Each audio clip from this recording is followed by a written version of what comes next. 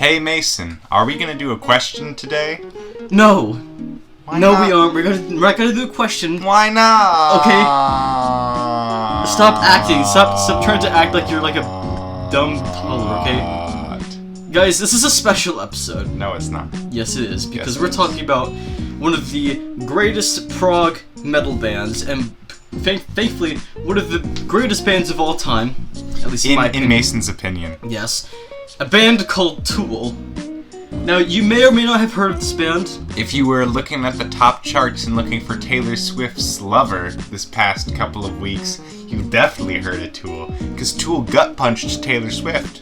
And that's pretty interesting. Oh, yeah. It's just like, Lover, yeah, no. Yeah, it was like trending on Twitter and like everywhere. And all the Taylor Swift fans were like, who's this Tool guy? Who is this Tool? This new band? This yeah, okay, new new. band. Yeah, alright. This new band that was around before any Taylor Swift fan was alive. That new band. Yeah. So, if you don't know who Tool is, they're, of course, like a band. It's very progressive. They're also very, like, extremely psychedelic. And really weird. Yeah, like, super weird. Even with their packaging, they're weird. Yeah, very gimmicky, but cool. You know, and they're one of those bands that try to step it up a level. Instead of being just like, you know, like, oh, let's just do our own thing in a very casual pace. So they do their own thing, but they, like, crank it up to 12, not even 11 at this point. When it comes to their music. They crank it up to 10,000. It's really just, it's great music, even I have to admit. And I don't like Pearl Jam, I don't like Alice in Chains. There's a lot of bands I just don't like, but Tool, Mason sold me on Tool. Weren't you on denial at first? Like, I showed you, like, songs with the pot, and you're like, oh, this sounds like shit. Yes, blah, blah, blah. I don't like the pot. The pot's bad. The pot's bad. But we'll talk about that. But then Kyle was like, Mason, I was in denial. I actually like Tool. Blah blah blah blah blah. That's because I was looking through all their albums, and I was looking through them, and I was like, okay, this is okay.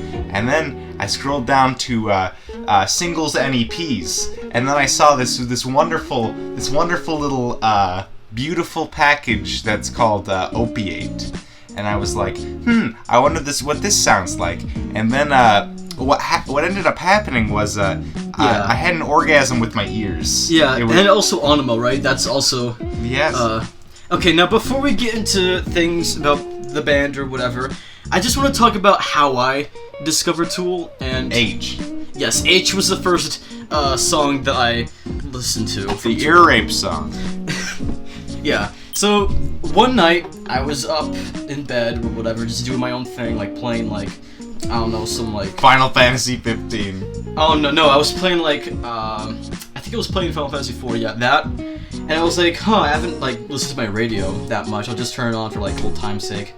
And immediately, I was listening to my favorite radio station, 99.5 KISS. I usually listen to it on the app. And it sounds like a pop music station, but trust me, it's not. If you live in the... They're kind of like a mainstream rock. If you live in the Texas area, you'll know them, but most of you probably don't.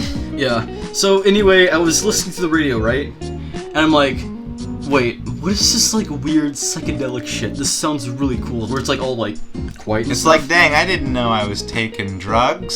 So I, like, turn it up a little bit, and then I hear, like, I don't mind. I'm like, holy shit, I need to, like, look this up immediately. Okay. Also, holy shit, we're looking at the Audacity file, and I think, the computer just exploded. Yeah. Sorry, guys. So anyway, my mind is kind of blown a little bit. I'm like, okay, I need to search this song, like, just immediately. So I proceed to go into my computer and awkwardly type in, I don't mind song. And the rest was history.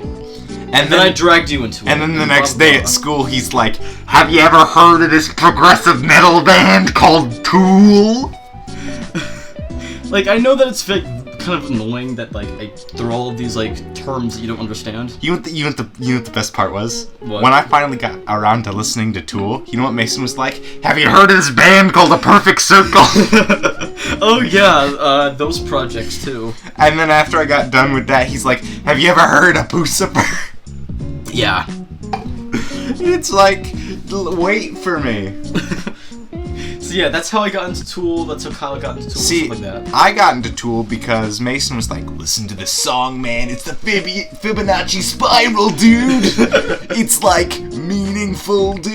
It's like super deep, okay, man? It's got meaning to it, man. It's like the Fibonacci sequence, and it's the Fibonacci sequence. Yeah, it's like the Fibonacci sequence at this point is like a meme, because like it's basically you going to a party, and like you going up a girl like, hey, have you ever heard of the Fibonacci sequence? And you talk about it or whatever, and you're like, sounds smart. Sorry, Mason sounded like a little mouse, which is very weird. He turned away. You were complaining about me being too loud. Yeah. No, you turned away from the microphone. You don't do that.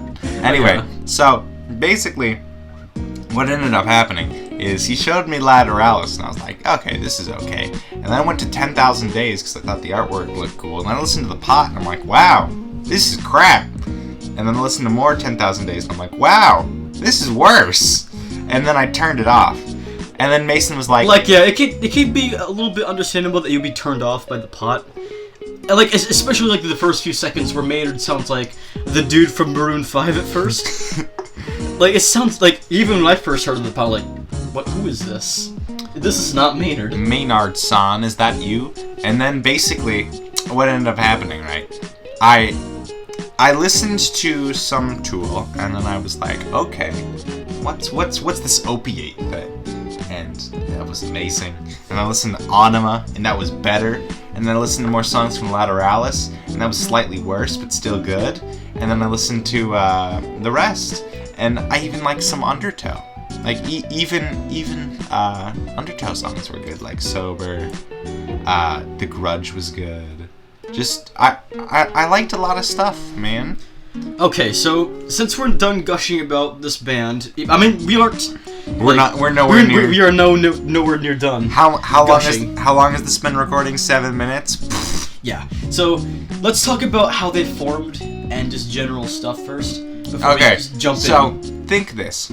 There's a kid. His name's Maynard. He has a hairline at this point in time. He's in an apartment, right? I think he was in his 20s. He's chilling with his roommates, and then someone lived above them. And he was pretty rad too. And Mason, take it from here. Alright, so if you don't know, by complete coincidence, all 4 members of the band were moving to Los Angeles so they can kind of go around their own things. Like, for example, I think Paul D'Amour, who was the bassist at the time, and Adam Jones wanted to be in the film industry. And so they had to move over to Los Angeles so they can get that done. Maynard wanted to become sort of like a graphic designer because like before Tool and before he was really big into the music industry, he used to work at like a lot of pet stores to make logos and stuff. You know, he was a graphic designer for a bunch of pet stores. Yeah. So he was staying in the same apartment room as Adam Jones. I have a feeling that they had too many people in the apartment, so they had to like clump in like 2 people in like each room or whatever. Oh, that's normal actually. It's just cheaper when there's 2 people in a room. Yeah, so Adam Jones and Maynard were living with each other. Like, hey, wanna hear my demo tapes from my old band? Wanna hear my mixtape, man? Yeah. Wanna hear my mixtape, man? Yeah, so basically, Maynard showed it to Adam Jones. He's like, huh, this is actually pretty good. It was actually a early version of Sober where like it didn't have a chorus and it was like extremely fast. But like it's like very fast paced, like da da da da da da da da da da da. They sounded like that at first. And then everybody else was like, slow the heck down, dude. Stalking like a something butler. Poop on the finger rests. Jesus, won't you heckin' whistle? Yeah. So anyway, he listens to the demo, thinks it's pretty good, and he's like, hey, you wanna start a band? Fuck yeah. And so he has guitar, vocals, and they're like, hey, we need a drummer. And just so happens that Danny Carey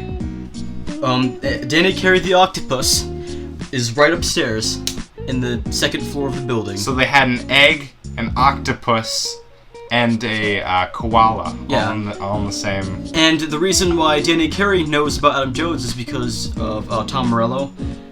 So anyway, they say, hey, I know Guy, and he lives, like, right above us, coincidentally. So they talk with Danny, you know.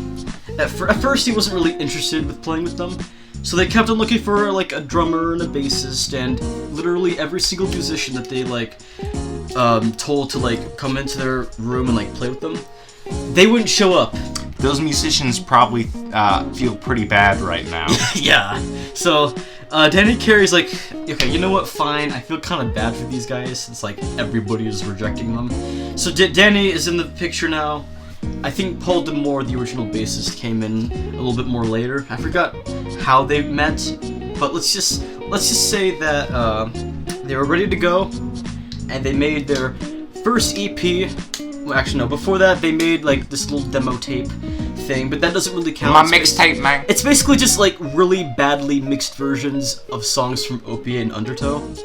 So after that, in 1992, they made their first EP, Opiate. And I get to talk. Okay, Mason's gonna gush through this whole thing, and I get to gush about what is probably one of Tool's best works, on par with Ænima and Lateralus. Don't fight me. Don't at him, guys. Don't at me. Don't at me.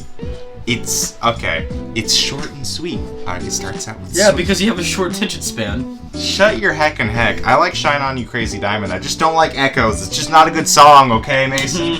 It's just not a good song. Yeah, because it's 20 minutes.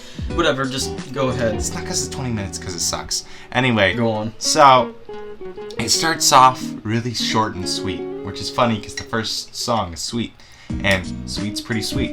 Not gonna lie. Pretty sweet, huh? Anyway, it's got good lyrics. They're very basic. They're like Nirvana lyrics, you know? And you know how everybody likes Nirvana. Like, the lyrics for Tool's case on here are, like, extremely straightforward. Like, Hush is about censorship. Sweat is about... Actually, no, so I think Sweat has to be, like, the only song that feels very abstract. Everything else is pretty straightforward when it comes to the... Oh, yeah, people in the comments that were saying, oh, it's not sweet, it's sweat. That was a joke.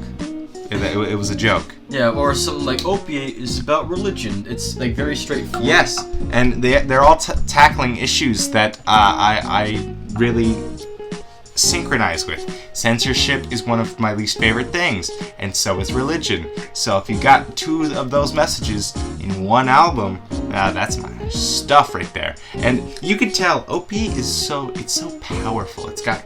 I mean, yeah, it is one of their heaviest work. It's got such a message. You know, everybody in the band was really behind that. They're like, yeah, fuck Jesus. It was just. I agree with you that it is one of their heaviest work. You know? And, of course, Mason doesn't like it because he's a Christian, but it's just... It's not because of that, it's because... I think you like it because you're an atheist. No, that's it. I like it because it's powerful. It gives a sense. That's the same reason... But it's not as powerful as something like Ænima or Lateralus. It's still powerful, though. And, stuff like Lateralus and stuff, that's just trippy. This was just strong. Wait, okay. We had some syncing issues with our audio, but we're back. Anyway, it's just... It really projects a message without having to be like, in my senses of the void light. Just really edgy, stupid So you lyrics. think that the psychedelic nature that they would have in their later albums is a bit too much for you, or is it... Sometimes it can be a bit much, like in the pod, where it's just, like, listen, I know you know big words, Maynard. Shh. Calm down. Calm down. That's why some Tool fans are elitist, but we'll get into Tool fans later. But anyway, this was just short and simple. That's why people like Nirvana songs. Yeah, you ever listen to Smells Like Teen Spirit and think... The lyrics don't make sense, but a lot of people like to theorize, like, oh, what if it has a deeper meaning? You know? Everybody's like, okay, Nirvana songs are cool. Imagine if Smells Like Teen Spirit was like, in the depths of my soul it reaches forth, creating light and darkness. Just some edgy trash. Where Kurt Cobain's like, his lyrics were never that deep. It was just simple and effective. And that's how I feel about Opiate. It's simple and effective.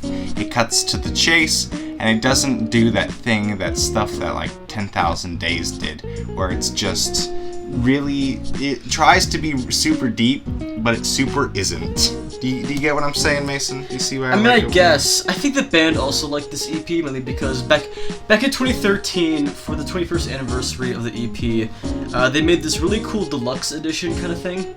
Like, I don't know if they put in additional content besides the main part of the EP, but, like, I think it was, like, the one where you see all of those Opiate priests instead of just the one. Yeah. Yeah, like, speaking of the cover art for Opiate... The original cover art was kind of garbage. Like, the reissue one is a lot better because, like, it has, like, a pretty plain, like, gray silver background with all these Opiate priests, kind of having some sort of element of humanity. Like, for example, there's this one that's, like, holding, like, a science tube or whatever. Yeah, you mean a test tube? A science tube. A science tube. A test tube, and one that's carrying, like... I think one was carrying, like, a spear or something to kind of represent violence. Yeah, primal urges and stuff. Stuff, like, cool stuff like that. Meanwhile, the original artwork... It feels like a product of its time because, like, I swear, every single album from, like, the early 90s had, like, big, bold letters and, like, really muddy-ass, like, visuals. Yeah. It was very Pearl Jam looking. Like, I know what they were going for, like, oh, look how grimy and dirty this looks. But, like, even, like, the text they used for their logo is, like, red with a bunch of, like, purples and browns and stuff like that. It's like... Even back then, they were really weird using, like, different colors. Like, the color scheme isn't really that great either when it comes to the original cover art. It's still, Opiate's one of the best things they've ever made. Don't at me. Seriously, don't at me. Cause Again, I don't know why you keep on saying that I hate it. I don't hate it at all. I just think that it's, like, not as good as their latest stuff, but it's still good. Because the other stuff is, like, 17,000 hours long and has 18 meanings and 2 rock operas in the middle of it. I don't hate songs that are too long, Mason. I hate songs that are long and boring. You know what I love? I absolutely love Shine On You Crazy Diamond because it's nice and it's cool. And one of my favorite songs of all time is Stairway to Heaven. But Echoes is just boring. You gotta accept that that's what I think, okay? Now let's talk about Tool and not about Pink Floyd and their worst album, which is Metal, Fight Me. Anyway, let's continue onwards to Sober. Sober? It's called Undertow, Kyle. Alright, so they didn't make their very first real album until 1993's Opiate. Undertow! I meant to say... Oh, you were clowning on me, huh? You were clowning on me. It's not called Sober. At least I was closer. You called it Opiate, you nerd. Even though Sober was originally released on their demo tape, whatever. Undertow, 1993, first album. Let's do this. The elusive name that can't come to either me or Mason. So, at first, I thought that Undertow was slightly a bit better than Opiate. I think they're the same quality. Yeah, that's basically what I meant when I said that. I kind of changed my mind. I think it's mainly because, like, this is a fact that a lot of the songs from Undertow are basically just a lot of outtakes that they couldn't put in Opiate, you know? And the thing with early Tool is that back then, they were less progressive and more alternative with their music, right? They didn't get into the psychedelics, 12-minute songs and the psychedelics until later in their career, near the Ænima days. And I think this is also the only album that doesn't really have, like, an interlude, unless you talk about Disgorged, which is basically just, like him talking about, in your ditch or whatever. And like, fun fact, Disgorged was then, from there on, one of my favorite words. Oh, yeah. I don't know if this is a habit for Tool, but, like, kind of combining two words to make one. Disgorged. Ænima. You know, like, words like that. You know, I don't know if that's really, like, a full-on trait of their earlier work. Don't face me, Mason. Face the microphone. Okay, mini rant. Mason really looks at me whenever we do these things and doesn't face the camera, and sometimes it doesn't pick up his audio, which is hilarious because he's the loudest person I've ever met. Yeah. Anyway, back to whatever. And I do have to admit, some of these tracks, even though they aren't as catchy or punchy as other tracks, I have to admit, besides Prison, Sex, and Sober, there's some pretty good tracks on here, like the opening track Intolerance, where he talks about all of these Intolerance. Intolerance, where he talks about, well, people who are just being assholes and don't really want to look at the facts and instead want to sort of keep in their own little space and pretend that they're always right. Yeah. You know, lie, cheat, steal, you know, and they're doing all these things and he's just tired of it. But for some reason, they will never learn, humanity will never learn, and we're just all doomed. We were always doomed. It's kind of like a doomed timeline, and no matter what, it will always be doomed, and no matter what. Yeah, super edgy stuff. I know you, Mason. Now let's talk about something rad, the artwork. It's just a ribcage.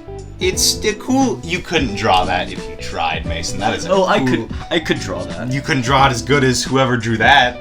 Adam Jones made the cover art. Yeah, and it looks amazing. So back to the music. I want to talk about the cover art later. Prison, Sex, and Sober. These two tracks right here are obviously the most popular ones, mainly because they are indeed singles. And they're also the more catchier tunes on here. Sober, I have to be honest, even though it's their most popular song in their entire discography, like, I think it's kind of one of those songs that's perfect for, like, a first-time listener. And yes, I know a lot of people say, oh, you gotta start with Lateralus, or you gotta start with Ænima. If you start with Undertow. Like, start with, if you want to introduce somebody to Tool with only one single song, Sober is a good starting point, you know? And then if they're an edgy anti-religious like me, you start them off with Opiate. Yeah, and this is kind of one of the very slow-paced songs, you know, very sludgy, kind of crawling up your back kind of feeling, you know, but there's this side of me where, yes, the song is pretty good.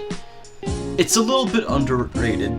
Overrated, I meant. It's a little bit overrated, mainly because there are better songs on this album. Again, one of my favorite pieces on here is 4 Degrees, where you hear, like, what's it called? The tabla? Where the guitar is like ding ding. Yeah, people were bitching when Fear Inoculum came out. Oh, Tool's using weird instruments.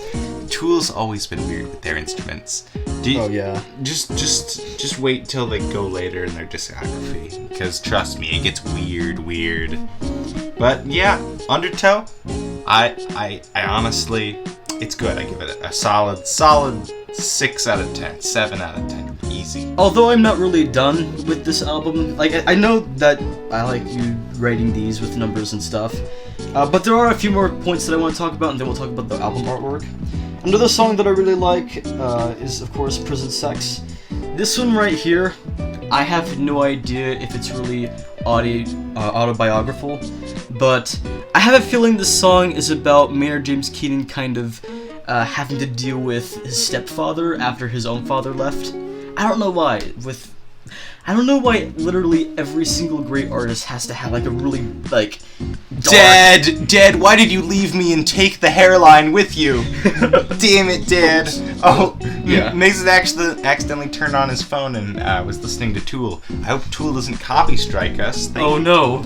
Yeah. Well, no, don't worry. This isn't Robert Fripp. We don't have to worry. So what does this have to do with the song? Well, after his own father left, he had to get taken care of by his stepfather, and trust me, he was pretty an interesting parent to him. What do you mean by interesting parent? He was kind of a dickbag. Oh, what did he do that was dickbaggy? You don't want to know. And that's why he made this song. I do want to know. Tell me. This song. The lyrics are not pretty at all whatsoever. The song is basically about child abuse. Oh. The very intimate one. Oh, yeah. That? Yeah. Really? Child rape, yeah. Okay. The topics that we're gonna talk about in this episode are going to be very dark and heavy. That's because Tool is very dark and heavy, so Yeah. bye-bye to whatever paycheck we don't get from YouTube, because we don't have monetization ever, even when we're... And it kind of describes kind of that cycle of hatred, you know, like, hey kid, I'm gonna rape you, and then the kid grows up and he kind of wants to fill this void, like, I don't know why, but I want to rape the kid because when I was a kid I was raped. Rape me. You with these Nirvana references in this episode. Okay, maybe I've been on a little bit of a Nirvana kick. Okay, Mason. I'm just itching to do Nirvana, but Mason's like, no, we have to do Melancholy and the Infinite Sadness and the 7 meanings that go with it and the 30-minute opening track that goes with that too. Because Mason can't appreciate some simple good songs. Alright, whatever. Can we talk about the album art? So yeah, Prison Sex, it's not the prettiest song to like sing out loud, but it is a pretty good, like, it's better than Sober. But the song that I do want to talk about is something that's a little bit underrated. It is 4 Degrees, and it's kind of one of those songs that kind of tells the prophecy of what they would later sound like, with the very overarching vocals and kind of the hollers that Maynard plays out. Like, this entire album just feels very vicious, you know, like it's almost as heavy as Opiate, but it's kind of leaning towards like being in the middle when it comes to their heaviness. And the great example on this is like songs like Bottom or Crawl Away. I think like their heaviest song here is definitely like either Crawl Away or Bottom. And I think some dude named like Henry Collins was in Bottom too. Do you know who he is? No. I have no idea who he is. I think he's like some sort of narrator guy, where he's like speaking. Once upon a time in a magical land. He's like speaking loudly, you know. I wanted to be a narrator he's when like, I was younger. And I'm naked and afraid, and my fear is naked, or it's something like when that. Snoop Dogg did ad-lib in Taylor Swift songs back in the day. Yeah. It was kind of weird. The one person you don't want in the band, it was like that one rapper dude in Incubus. Just like, why are you here? Please leave me alone. Like, you can tell that if you basically turned on a song from like Opiate or Undertow, and then not tell anybody who is a Tool fan, they'd be like instantly see like, oh, this is like a very early song. And the reason why these first 2 projects sound extremely different compared to like Ænima and onwards is because of one guy, Paul D'Amour. He was the original bassist for the band, and the way he does the bass on here, it seems a lot more bouncier when compared to Justin Chancellor. I mean, it's not fully in its bounciness of the bass, but it is pretty bass heavy. Like, he knows how to like really like try to rip into that heaviness when it comes to this album. Them deep chords. Yeah. Even though like Justin Chancellor's bass playing is a lot more hypnotic than Paul. Mason, Paul is a lot more straightforward, Mason, just like this album. I would love to alarm you that we've been talking for almost 30 minutes and we haven't even gotten past their first album. But there's one more track that I want to talk about. We'll go to the album art. We're on an after entirely different track. Like 10 minutes ago, I was like, "Hey Mason, let's talk about the album art and get over with this album." And Mason's like, "How about no?" Yeah. And just wanted to talk about. Don't worry, last track. Okay. So the final track on here, Disgustipated. Believe it or not, this is track 69, haha joke, meme, or whatever.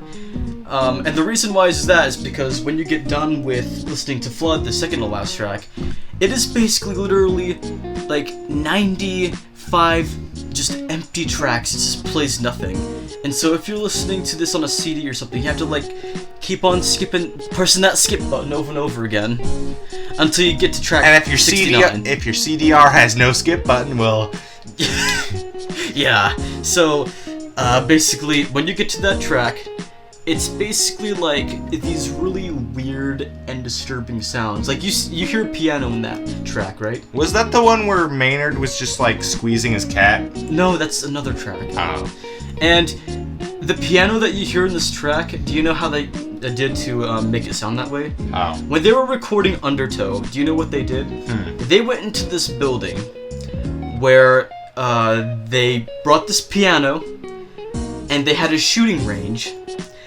And Maynard, what he would do is that he would point the gun at the piano and just shoot it all over the place, and that's how they made the sound for that piano. And the lady who owned that place didn't really care, like, these 4 guys are shooting a piano for some reason. Whatever, just let them, go ahead. Just clean up when you're done, okay? Just clean up when you're done, kiddos. Yeah, just whatever, I don't care. Fuck pianos, am I right? Yeah, so after he, like, talks about, like, I don't know, in your ditch or whatever, or like, the carrots are, they're alive, it's the Holocaust in them, and then he just keeps on screaming, life feeds on life, this is necessary, you know, because, like, believe it or not, I think, do plants feel pain, right? They feel stress. They feel stress, yeah, like, that's the closest when it comes to pain. You know, for like. I always thought this was a message to vegans. It was like, dog. Yeah, it's that one like Filthy Frank video. Life feeds on life. Feeds on life, and you can't really do anything about it. So you're just gonna like whatever. I'm like eating this animal that was like just minding its own business. But don't worry, mushrooms and maggots and stuff will eat me when I'm dead. Yeah, exactly. It's the food cycle. I don't expect maggots to go It's the food cycle song from 3rd grade. I don't expect maggots and shit when I'm dead to go like, well, he used to be alive, so maybe we shouldn't. Yeah, how about we go get some hemp? Yeah, I was thinking about getting tofu. Like, yeah. Honestly, no, the maggots are gonna go and they're gonna eat my ass, and they're gonna swallow up my skin, and I'm just gonna be bones, and that's it. Yeah. So after he, like, does that, there is literally, like, 10 minutes of complete nothingness, but just cicadas just chirping for, like, the next 10 minutes or so. And if you live in Texas, you know what that sounds like. Yeah.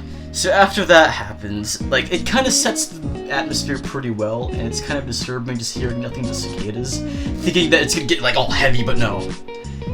But after that happens, he starts to talk about you, first person, like, waking up from your ditch, and you're like, there's dirt all over you, and he's being very descriptive, and like he's talking about like the sky being your color and the grass being your color or whatever. And you go to your car, it's locked, it's not yours, and then you go up to these 2 people, and he says something like, oh, the blue was your color, and red is now your color, which kind of implies that you killed those 2 people for some reason. I don't know, it's just one of those very abstract songs on this record. Well, Mason, I love abstract, but you know what I love more? Moving on to a 10 out of 10 album. But before we move on to... the album art, remember? Ænima, let's talk about the album art. It's a ribcage. Moving on. No. Okay, so originally it wasn't a ribcage. It was originally something else. And what was it, Mason?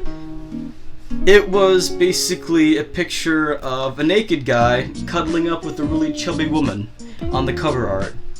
And that pissed off a lot of stores, including like Walmart and Walgreens or whatever. We don't want to see this man's junk, we just want to see a ribcage. Or something else. So like a bunch of like shops were like, yeah, banning it everywhere across. And then Tool was like, fine, we'll change it or whatever. So like Adam Jones had like quickly think up of something. He's like, whatever, I'll just make this ribcage, I guess. Do you remember the time, I'm gonna do more Nirvana, that nobody accepted Nevermind at stores, and then it got 29 million oh yeah, copies? Because like everybody's been like, oh my god, why do I have to see the baby's junk?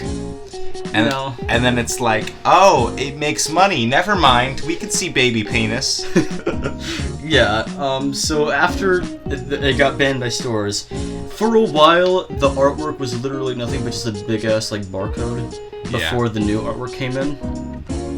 And I think this is the first time where they kinda did a gimmick with their packaging. Like, yeah, it basically looks like a standard CD case. But if you actually kind of deconstruct it and like open like the layer where you put the disc on there, there's a hidden picture of a cow licking its genitals. So there's that. Also, Mo the Pig is on the back, and that's Adam Jones' pet pig. Rad. Did he ever eat that pig? No, he is still alive to this day. What? That was like years ago. He's still alive. He's pretty old. Undertow came out in '93. Yeah, he's still alive. Joe the Pig. Alright, now we can move on. And speaking of moving on, we want to address this first and foremost, because we didn't do this in the other one. Look at the album cover to Ænima, and just show it to someone who doesn't know what Tool is, and ask them what it is. You'll get wildly differing answers. I've gotten computer chip, gateway to hell, racism. I've gotten a whole lot of things. I basically just like showed this to some random kid, and he's like, "What does this look like to you?" And he's like, "Money." One kid, George, even said it looked like a cow. A cow? Which Why? confused me, because he said it was white and black, and I'm like, wow, really? It's a smoke box. Well, it's really just whatever you want it to be. So what album are we talking about right here? I just said it's Ænima. Yes, from 1996. That was a good introduction. So this one right here, huge step up from Undertow. Remember when I said that Undertow was good but not mind-blowing? This is mind-blowing. Yes, definitely. It had Stink Fist, Ear Rape, all of these Digging in My classic Skin, tracks. Penis with a Hooker, Weird Satan Stuff, My Ænima. Like, these tracks are essential to Tool's catalog. If you want to start out with Tool with an album, start with this one. Now, I know a lot of people say start with Lateralus, but if you want... But you just said to start with Undertow! No, you said that. No, you said that. Like, No. if you want to be like a timeline person, like, oh, I want to do it chronologically. If you want a good, essential, like, Tool album, listen to Ænima first. Because it has that depth and simplicity that both their classic and newer albums had. And, yeah, it's just so, like, grand compared to, like, their last two projects. Do you want to talk about this album track by track this time? We usually don't do that in this series, but we're gonna do it starting right here. Alright, let's talk about Stinky Knuckles. Rancid Fist. What do you think about... It's the Stinkfinity Fist. What did you think about the Stinkfinity Fist? Perfect opener. Great. For It's the album. Great. I've got it saved to my phone. And you know what I like about this? It starts off with like weird instrument. You don't know it's guitar until later. Yeah, it's gonna have that like twangy. And we were talking about yeah. that earlier. And then it moves on to Elegy. It's eulogy. Who cares? And it's an explicit song. It's not for the kids. Now, I know that I think this is one of the few songs where I could get a little bit impatient with the intro. Like, how long is this intro? It's pretty long. It's about 2 minutes of just slowly building up to when the vocals kick in. Like, it's kind of like at first you just hear like, I don't know, like a guy like playing the drums on like glass cups or something, you know, and then it kind of goes to that beeping noise like bop bop bop bop bop bop, and then the guitars kick in, and the drums and the bass, and then Mater just does his magic like that. Oh, so now it's too long for you. Okay. Like, I see how it is. Like, I swear, it's kind of a guilty pleasure of me to just kind of go straight to when he starts the vocals on this track. Oh, and it's mean when I skip from weird universe noises into the part where it's, what's his name? Roger Waters talks about an albatross. Oh, that's bad, but when you skip Tool songs, it's fine. Okay, I see how it is. I'm not skipping the entire song, Kyle, okay? Yeah, I'm not skipping all of Echoes. I'm just skipping the weird part. So, Eulogy. I think this song has something to do with L. Ron Hubbard. Like, they made a lot... after this, they make a lot of references to this. Okay, question. Is L. Ron Hubbard the guy who made Scientology or the guy who made the telescope? Scientology, Kyle. Oh, yes. Okay. Here's how I feel about Scientology. It's a scam. Just like most religions. It's a really big scam. Tell people what Scientology is if they don't know. Basically, you believe that there's, like, aliens in your bloodstream, and if you have a lot of them, then you're gonna be bad vibes. But if you get them cleansed at a station for, like, $300, then you have good vibes. And also, if you pay enough money, a spaceship will come and take you into heaven, and then you and Jesus will chill with more aliens and money. Yeah. Definitely a top quality religion. Like, at first, a lot of people would say that, oh, this is a tribute to a man named Bill Hicks, who is a comedian. And if you don't know how Bill Hicks kind of plays into this album was made about a few years after he died, and Bill Hicks and the band were really close friends, mainly because they kind of had the same kind of ideal. And if you don't psychology. know what happened to Bill Hicks, let's just say him and his wife didn't get along very well. Oh, yeah. He's a pretty funny guy, although he does kind of reuse some of his jokes a bit too much. So my wife and I were arguing, then she stabbed me and killed herself. Isn't that just hilarious? Did he say that once? No. That's how he okay. died. Oh, okay, yeah. So, Bill Hicks was basically the guy that kind of influenced this album. Like, you can see artwork of him sometimes in the artwork booklet and stuff like that. And, yeah, I think Tool really had good terms with this guy. And then he got boofed. Yeah. So, of course it can't be that, because it kind of feels very sarcastic and vulgar towards the person that Maynard's talking about in the song. And as you know from tweets, Maynard does not feel great about Scientology. Fun fact, Mason thought Scientology was a religion based around actual science. That's kind of hilarious. Oh, yeah. No, not even close. It's based around aliens and money and more aliens. It's great. Yeah, so the next track on here, of course, was my Baby Step song, the first song that I listened to. Ear rape. I mean, yeah, the first few seconds to you at least, it's like ear rape or whatever. What do you mean just to me? It is ear rape. But this song is just so, like, orgasmic. Like, when it comes to the music of Tool, there has to be a build-up. And that's why I love experimental metal, because it's not like stereotypical metal where it's just screaming no matter what, and instead it's just these very quiet vocals, you know, from like most of the song. And like, I think this has to be the most poetic song on here, right? Turn my piss to wine, here comes a snake, you know, it kind of symbolizes people that try to turn a very bad situation and like try to make it positive and make a lot of dumb like reasons to kind of ignore that problem. Turning my piss to wine. That kind of reminds me of a certain person making a movie, but only me and Mason will get that reference. Oh yeah. So let's move on to Useful Idiot. Now, when I first heard this song, I thought it was about how the working class are all what make the world go round, and they're not very smart. It's just static. Do you want to know why it's called Useless Idiot? Why? You bought the record, you're giving money to the band, so you're useful, but you're an idiot because you thought it was like the last track on side A, but it really isn't. And speaking of tracks, I wasn't done with H, Kyle. You have a habit of doing that. See, I try to get this done under a reasonable time.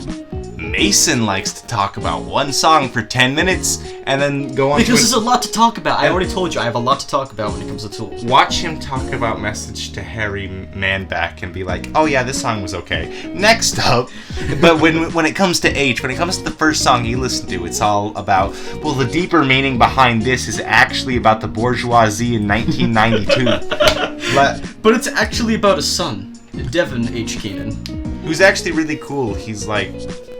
He did a Reddit Ask Me blog once. No, sorry, not blog, a thread. And it was actually a good one. Yeah. If you don't know why it's about his son, well, first of all, H, middle name is H, you know. And I think this song is about how his stepfather abused Maynard James Keenan. And since he was abused as a child, he always has this side of his mind that he really, really wants to, like, kind of put the same harsh treatment onto his own son, but he's trying so hard and fighting with himself to not do that because and like repeat the cycle. Abuse is bad. Giorno Giovanna knows that. Because whenever a person is abused when they were a child, they want to abuse another child so they can feel justified. Like, oh, I was beaten when I was a kid. I should do it to you so you can feel what I felt. It'll toughen you up. Yeah, but he fought really hard not to do that, and he did win that fight. Devin, as far as I know, he has a really great father-son relationship. There was this one time where he and his dad played together, and I think he plays the cello, right? The cello. Yeah, the cello. He played a Pucifer song once on stage. Rad. Yeah. And I think another thing I want to talk about this song is that when he, like, says, "I don't mind" over and over again, and then he just does that long scream, it's like, oh yes, orgasm, because you're like, it's building up, and then the orgasm, like, just the climax hits. And that's why I love it. That's why that and The Grudge don't get sang anymore. Yeah, his vocal cords are kind of nowadays. They're dying. Okay, now we can go to 46 and 2. Which is my favorite song on the album. It's basically digging in my skin. These wounds, they will not heal. It's actually about evolution, but... Human evolution. Well, at least the future of human evolution. Will we evolve again? Yeah. I kinda doubt it. We're evolving. We're evolving right now. Kids are becoming more bulletproof because of school shooters. People are getting taller because all the short people aren't getting relationships. All the fat people are dying. I thought humanity was devolving, remember? Why would it be devolving? I could write a whole list as to why it's devolving. Just a full-on list. If the world was getting more religious, maybe it'd be getting more devolution. But no, it's actually getting very better. The vocals on here are very subtle at first, until the chorus kicks in. Like, you have to really, like, close in order to hear what he's saying. Oh yeah, and if you want to throw up, picture what he's doing in his mind, in your mind. Yeah, he's getting his fingernails. Picking my scabs again. Don't pick at it, it'll, like, irritate or whatever. I don't care, I used to eat all my scabs when I was a kid. Now I'm a well-adjusted, edgy person. So, like, it's basically one of those songs where, back when the internet was kind of, like, yeah, the internet was around back then, but back then you had to go out of your way to go to, like, the public library. You gotta go to Napster. You know, sign into, like, some, like, really old forum or something, and then, like, kind of, like, try to figure out what lyrics fit the best. But nowadays, you can just look up Genius and find the lyrics to the song by itself. So when you were listening to this back in '96, you could kind of want to interpret your own lyrics, since you can't really hear the vocals and the verses, of course. But when the chorus hits, it hits you like a bullet train, like that. I do like In my shadow, you know? So I think it is about human evolution, how we are going to evolve in the future, don't you think? Yeah, well, Mason, I hate to break it to you, but I don't think there's enough to talk about stuff like Message to Harry Manback and Intermission. Intermission is literally just, like, keyboard sounds, which is basically, like, just a keyboard version of, like, Jimmy, the next track. But Message to Harry Manback, it's basically a telephone message that was being sent to Maynard after he kicked out a roommate. I forgot what his name is. I think he was Italian. Kyle, your ancestor. Mamma mia! Yeah, okay, so if you don't know, there was this Italian dude who lived with Maynard for about 2 weeks or so when they were recording Ænima. Mamma mia, fuck you, arrivederci. And he was being kind of a piece of shit and, like, eating all the stuff and just being an asshole. And so Maynard basically kicked him out and sent him right back to the land of pizzas and pasta. Okay? Pizza, and he got, like, mozza, super pissed, vera, of course. Pizza, mozza, and he's like, vera. fuck you, you son of a bitch. And he's, like, cursing in Italian. You know, he's like, I hope you have cancer. A lot of people in America have cancer or whatever. You hairy man back. Just talking shit like usual and being dumb. You know, he's like, fuck you, you motherfucker. And this, like, very soft piano music. I like pasta and surrendering. So yeah, it's kind of like one of those, like, interlude tracks, you know. Now we can go to the next actual song. Let us go to the next actual song. Penis with a hooker. Hooky with the pee-pee, right? Why is it called that? I'm not sure still. Slut with a sausage. Oh yes, that's a perfect song title for, like, a Tool parody album. Slut with a sausage. That's great. 10 out of 10. Okay, so this right here, this song, this is their most angsty song yet. We have fans, and we hate them. Like, this song has so much 90s angst that, like, yeah, this album has aged pretty well, but this song has to be, like, the closest to, like, sounding extremely 90s.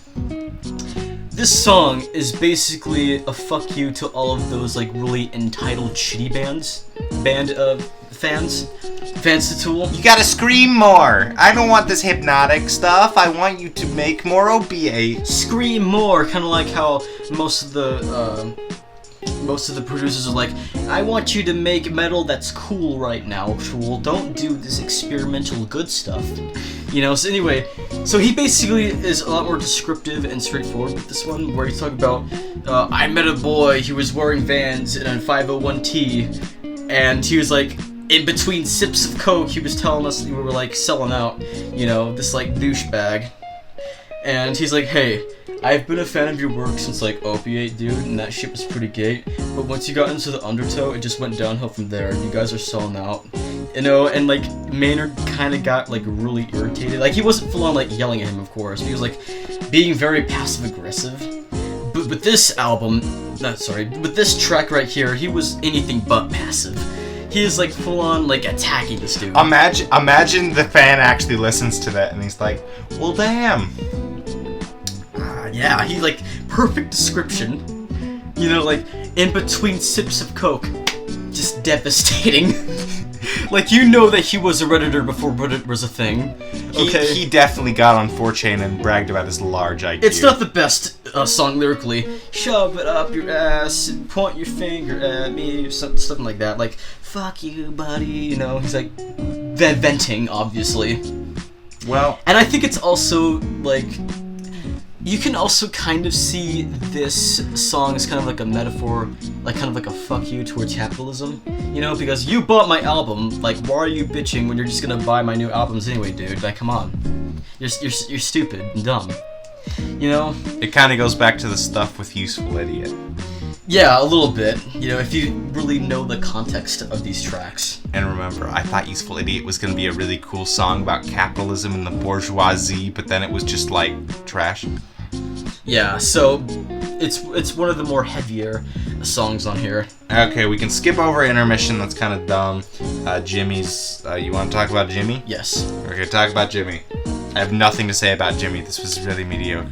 This song, I would not call mediocre, but this song is so, like, it has to be their more atmospheric ones on this album. Mason's all about the atmospheric. Wait till we get later in... Wait till we make the Deftones episode. I don't care, Aka. We're gonna do a Deftones episode. Wait till we talk about melancholy and the infinite sadness, and I rant about 3 hours about this concept album that went nowhere and nobody liked.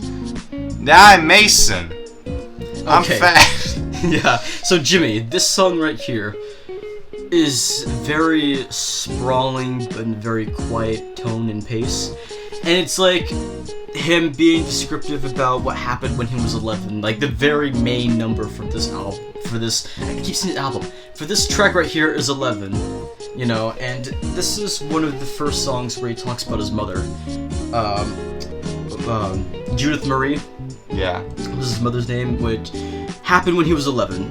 His mother had a stroke, you know, and he had to basically see her suffer through this for like the next 30 years or something, and it happened like at the age of 11. And a ton of priests were all like, "It's okay, it's God's will, she'll get through it," and then she didn't, and that's why Maynard is pissed at religion, just like me. You know, like. And then when he turned 11, since his mom couldn't take care of him because she was basically paralyzed, stepfather comes in and you already know what happened from there. Yeah. So think of this as kind of like a very loose prequel to prison sex, you know? And why he was kind of being abused back then. And like the drums on here are very powerful too. I'm not even like talking about Danny Carey for some reason until now. Like the drums are like pounding. His drums get better and better as the thing goes on. And yeah, and he's like very like over the top, like, under the dead Ohio sky. And it's like, the guitars just kind of ramp up, kind of like stairs, like, coming back home. Like, he's howling towards the moon. You know, it's great. It's a great track. I don't know why you think it's mediocre. Are your standards too high at this point? Well, I like Opiate, and that you think that's not great.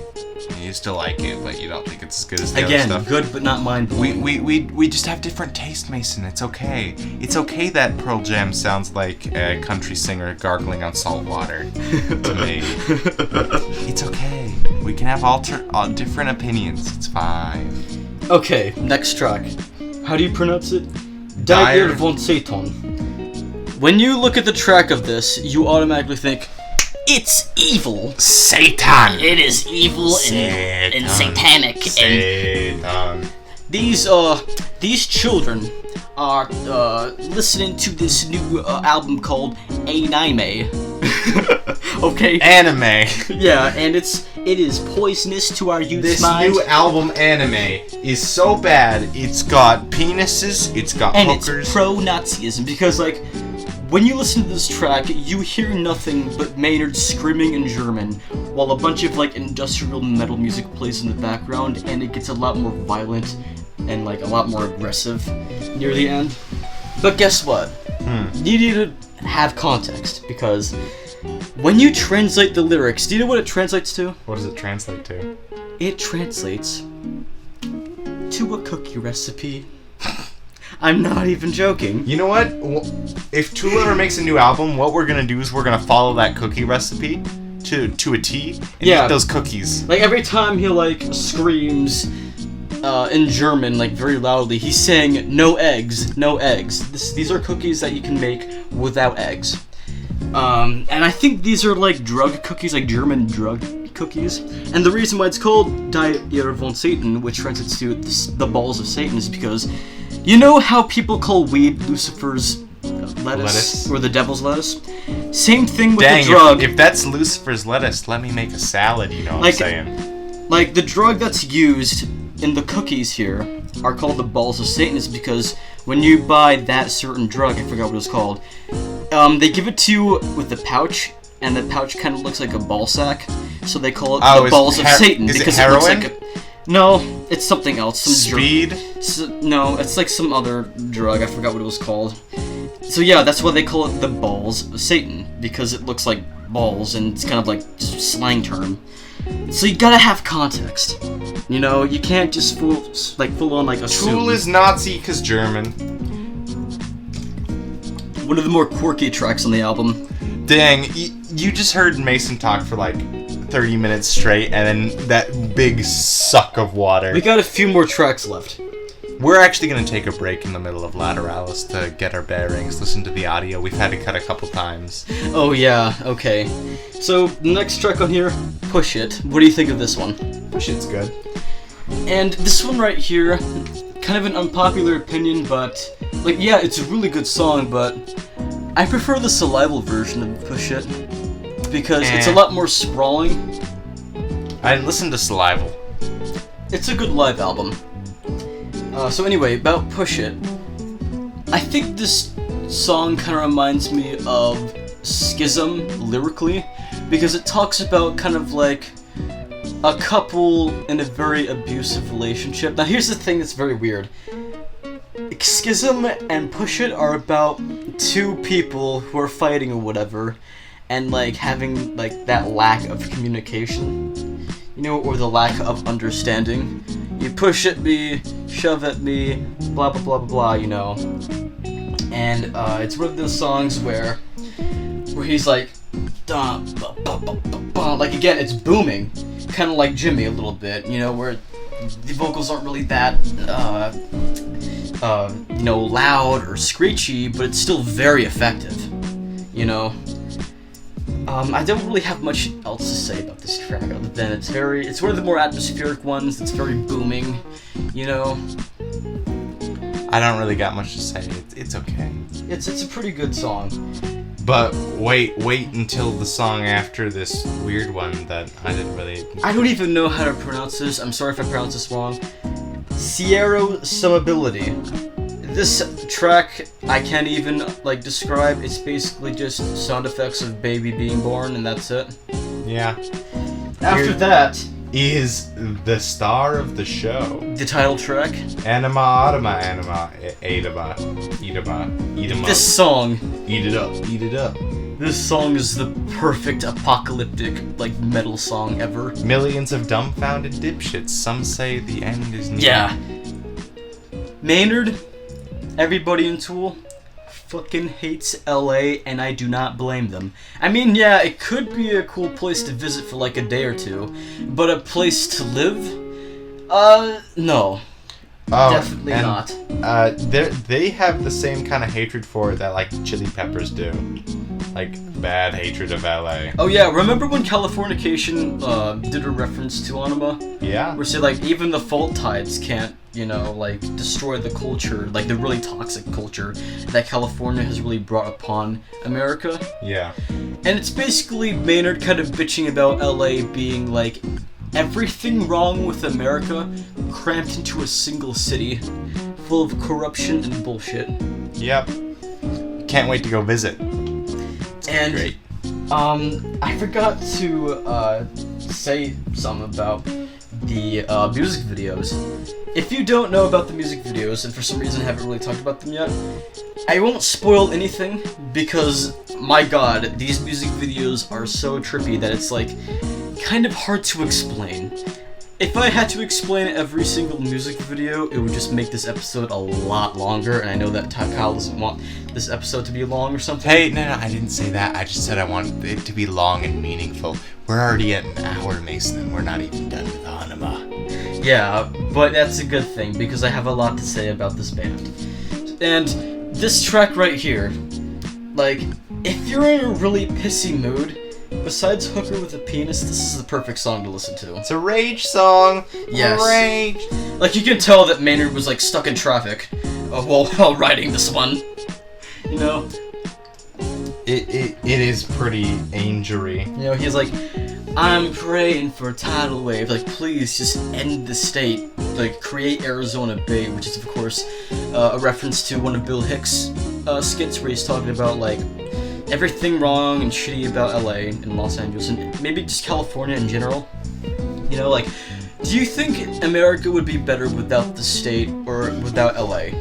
No. Or will it just be the same? No, it'd be worse, because then we wouldn't have something to complain about. Oh, yeah. Yeah, I think you have a point with that one. And the guitar work on here, Dang, screeching. Mason with these sucks of water. Just saying, man. I gotta hydrate, okay? I gotta moisten my your capillaries. Yeah, exactly. That's why I'm drinking a lot. Mr. Tom, if some way, somehow, in the future you can listen to this, which you aren't, don't worry. I'll make sure that Mason's capillaries are super wet, super moist. Yeah. And overall, title track, it's one of my favorites on here, okay? And one last thing. For some reason, the title track and, like, the album title itself are, like, spelt differently. But I'm still gonna call it the title track, because why not? You know? It's got an I and not an A. Yeah. A Lamau. Yeah. So, the next one, Ion's Negative. It doesn't have words, so I don't care. It's one of those, like, interlude things. It's not really, like... Yeah, it's a pretty good build-up track, but it's basically just a bunch of, like, electricity noises and stuff, with, like, a bunch of rain in the background and stuff. Like, it does set the atmosphere pretty well, but it's nothing special. And then Third Eye, and I actually really like Third Eye. Do you want to talk about this track? Yeah. It can get you pretty pumped up. It's got mediocre lyrics, but the instrumentals are really good. And it sounds like a Lateralus track, but it ain't. What do you have to say about this? I think this track is kind of like a prototype of what they would do with their next album, Lateralus, mainly because, like, first of all, it's the longest song on the record at, like, 13 minutes. At first, you can kind of hear a snippet of one of Bill Hicks' skits where he's talking about how drugs have done some good things, you know? If you are, like, against drugs, take all of your CDs, all of your albums, and just burn them. Because all of those artists that you love and like to listen to real fucking high on drugs. Definitely high on drugs. Especially when it comes to like a lot of psychedelic artists in the 60s. But then again, Beatles. But then again, drugs have done a lot of bad. Kurt Cobain would be alive. What's his name? The Chili Peppers would be making more music. And let us not forget Mr. Syd Barrett. Blessed be his name. F in the chat. And then after you hear that snippet, it's kind of like Maynard, like, being a lot more calculated with how he says his words in syllables. You know, like, it's, again, it feels like a prototype of what they would do in Lateralus. You know, like, hey, let's do this, like, mostly, like, instrumental, kind of has vocals track, with, like, a lot of snippets of, like, really different things, you know? It's basically just putting a bunch of cool shit into just one single track. And speaking of Lateralus, because we already talked about the album art, unless you want to talk about it more. Okay, let's talk about the album art. Damn it. We need to talk about the dude. Okay, let's talk about the dude. Do you know who that dude is? The dude that sued? No. Cam DeLeon would not do something like that. Oh yes, the dude that made a pencil once. Oh yeah. Okay, let's talk about this artist. Cam DeLeon. French, weird, go on his website. It's hilarious. He is not French, by the way. Oh. I'm guessing his ancestors were, I don't know. So Cam DeLeon, he made the artwork for Ænima and Salival and a little bit of the demo tape. And if you look into the actual packaging of Ænima, it is a lenticular case where if you move it around, it moves around, stuff like that. If you open it, you can see the San Andreas Fault and kind of like lenticular case of Arizona Bay, you know, like that chunk of piece of it. California like disappearing over and over again, you know. I think there's also an image on the disc where you see this woman who's like bending and like in a ball. I forgot what they were called, but I think there's these kind of like performers who are like extremely flexible. It's called swaddling. That's what it's called? Yeah. Yeah, to the point where they can like distort their bodies in like really weird ways. It's like the human pretzel that your one friend was able to do in elementary. You see this like woman, like putting her legs over her like fucking shoulders and doing her, putting her hands on the ground or some shit so she can look like very symmetrical. With all the band members being naked and like with Maynard throwing a rose at her or something, I don't know, it's very weird. And my favorite piece in the booklet is a painting called The Gnat, which is like a bunch of angels floating around this like weird beast that's like being captured with this like green mask or whatever. It's really cool. It's like one of my favorite pieces from this artist. He does have a website, although it is a little bit outdated. You have to have Flash. Oh, and it scares Mason. Well, like, only like that one mini game where you have to like shoot the pencil. And it's like making that face and it's like distorted and it's like really loud. It's like, oh no. Like, I can handle most of the stuff on there, but that, no. If you want to go on the website, if you want to see more artwork like they did on Ænima, link in the description. It's called Happy Pencil. It is trippy. And you're gonna see a lot of like updates or whatever, like, oh, this is coming soon. No, it's not. It hasn't been updated since like 2004, so like, whatever. It's still a really cool website with a bunch of like interactive games and it's not coming soon. With a bunch of interactive games and stuff. It's pretty cool. Well, can we do it? Can we move on? All right, Kyle. We can. Can we move on? Yay, Lateralus! It's good. It was the first song I ever listened to in Tool. Lateralus. Am I right? 2001, yeah. And the artwork is Alex Grey, probably. Yes, it is. And Alex Grey is gonna stay with Tool for a long time. He's a fan. You can see him with the wrench dick a couple times. Pretty rad dude, I would say so myself. He also has a website. Not as creative as Cam DeLeon's, but it's still pretty cool to see all of his artwork in his gallery. Also linked in the description if you want to see more stuff like Lateralus, 2000 Days, and like their newer stuff. And now let's move on to the actual track listings. Do you want to do all of the tracks again, or just like the highlights? We're gonna do the highlights, and then halfway through we're gonna stop for a break because we've been doing this for an hour and 10 10 minutes. I think the reason why I would say that this is my second favorite album is because, yes, it is a pretty solid-ass album. I have to admit, the last 4 tracks, mainly from Disposition all the way to Fiap Diode, they can feel a little bit, like, blended in. Blended and bloated and made to make it an hour. A little bit bloated, a little bit. It's made to make it an hour 17 minutes. Now, they aren't bad songs, but I have a feeling as though they kind of feel like B-sides. A little bit, right? Yeah, not a huge fan. But let's talk about the grunge. The grudge. This one right here. I don't know what the song is about. It's that abstract. This is the point where the band was starting to become extremely progressive. Like, more than Ænima, because this was the point where they were becoming a lot more mind-melting, This is where a lot more abstract. This is where you can't even understand more what they're artsy. talking about. Yeah, like, you have to basically look really deep into the lyrics. Like, he's talking about Saturn ascending, choose 10, not 1, or whatever he's saying. Like, it's like, super weird, but in the best way possible. Well, It's the perfect opening track for this album, because it's like, he's kind of, like, he feels very calculated with this track. Like, all of the members of this band, you know, like, with Ænima, there were a lot of quirky moments on here, like Useless Idiot, or Hooker with a Penis, or something, like, songs like that. This album is, like, full-on, like, in-your-face, but also very serious, you know? And The Grudge perfectly exemplifies that.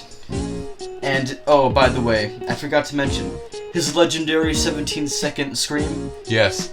Can't perform it anymore. Yeah, he can't perform that anymore, mainly because, like, the guy's 50 years old. He's, like, half a century old. It's pretty understandable if you can't scream like that anymore. He's an old man. His hairline is gone where the wind has gone. Okay, let's talk about Schism. We're actually going to do a huge jump there from all the way to grunge to Schism. How do you feel about Schism, Mason? I can see why this was the lead single. Justin Chancellor, spicy on this track with the main, like, the way that he plays bass. He plays it as if it was just a regular guitar. When he's doing like the main riff, you know, it's so hypnotic. I love it so much. And this song right here, it's a lot more easier to translate when it comes to its meaning. Remember when I said that Push It and Schism had like very similar themes when it comes to its lyrics? Yeah. Well, Schism right here has a lot of themes of communication, and Maynard James Keenan talking about how a lot of people are into these conflicts because they kind of forget to take a bit of perspective against the other side and go into their shoes. And the most mature people that can really settle conflicts are the people who look at both points of the battle, you know? And not a lot of people do that because they're so especially not nowadays. Yeah, it's definitely. It's kind of a lot of BS, but You know, you gotta rediscover communication, alright? yeah, we're so communication savvy with everything, but no one will listen to your side if you have an unpopular opinion. Just go look at our Pearl Jam video. Eddie can sing. Eddie's a good singer. Shut up. Like, in my opinion, he's not that bad. There are worse singers, Kyle, okay? There are worse. Not really in my opinion. Anyway, we're gonna talk about Parabol and Parabola, and then we're gonna take a break, because honestly, I want you to go do an exercise for me, audience. I want you to go and talk about something for an hour in a 80-degree room, and then come back to me and tell me how it felt. It's almost autumn and it's still like 80 degrees or whatever, like 100 degrees if you're like really unlucky. So anyway, these two songs right here, this is like the very popular combo song where it starts out extremely quiet. It's these very ambient guitar riffs on here on the track Parabol. Is that how you say it right? Parabola? Yes. Yeah. So he's like like, it seems as though he's kind of whispering to you a little bit, right? This body hold me. You know, he's like, it's his kind of, like, you know how, like, in some songs he, like, screams, and other songs he seems aggressive? Well, in this song right here, I think he's kind of using as a perfect circle verse. I know that I'm kind of going to... We'll talk about a perfect circle and stuff later. Yeah, so... Before this album, he was doing Merde Noms with the Perfect Circle, one of his other projects he was doing, and that one, it felt a lot more passive, and he wanted to kind of incorporate the vocals from that album onto Lateralus, and it's pretty effective, especially on this track. And when, like, before a Tool was on streaming services, people were, like, trying to find, like, the perfect, like, version of Parabol Parabola, to have that perfect transition with, like, no cuts whatsoever. And if you, God forbid, if you upload a version of Parabol Parabola with, like, even a slight cut, people will bitch. Okay? Shut up, it's Tool, they're both good songs, who cares about the transition? I mean, yeah, it's cool if you can find one that has, like, a perfect transition without any cuts. You know, but, guys, just deal with it. It's not how it was on the album! And then it ramps up when it gets to Parabola. This one right here, yes, not as heavy vocally, but instrumentally, it slaps you in the face in like 2 seconds. It goes full straight on when it gets to Parabola. Like that main riff that Adam pulls out, God, I love it. Like it's... Stop miming out the thing. It kind of feels like you going down a mountain at a very fast pace and then just soaring through the clouds, just feeling like a badass. That's how it feels when listening to the riffs on here. Be honest with the audience, you've never ran down a mountain in your goddamn life. Well, it feels like it, even though I haven't done it before. We've never flown with our own bodies, and it's like, I feel like I'm flying, or something. Yeah. You know? Well, I will say Mason's got a point. This is very good songs that transition seamlessly. I like Parabola more than Parabol. The meaning of this song right here, I think it's kind of like a reminder to tell people that this body is just a shell. Maybe there's something inside of this shell. You know, like, pain is an illusion. Because pain, I pinch myself. It's an illusion. Like it's actually inflicting pain. Ah, God. But instead, he's going into deep meanings now. But instead, it's just a bunch of like signals to your brain saying that, oh, you're pinching yourself. Let me give you some. I swear to God, if he brings up refugees in his speech, I'm gonna kill myself. Okay, I'm sorry that I'm gushing about one of the greatest metal bands of all time, Kyle. Okay. I know. I'm just tired. We need a break. You're getting impatient. We need a break. Okay, I'm sorry, audience. We gotta do it to ya. We gotta pause.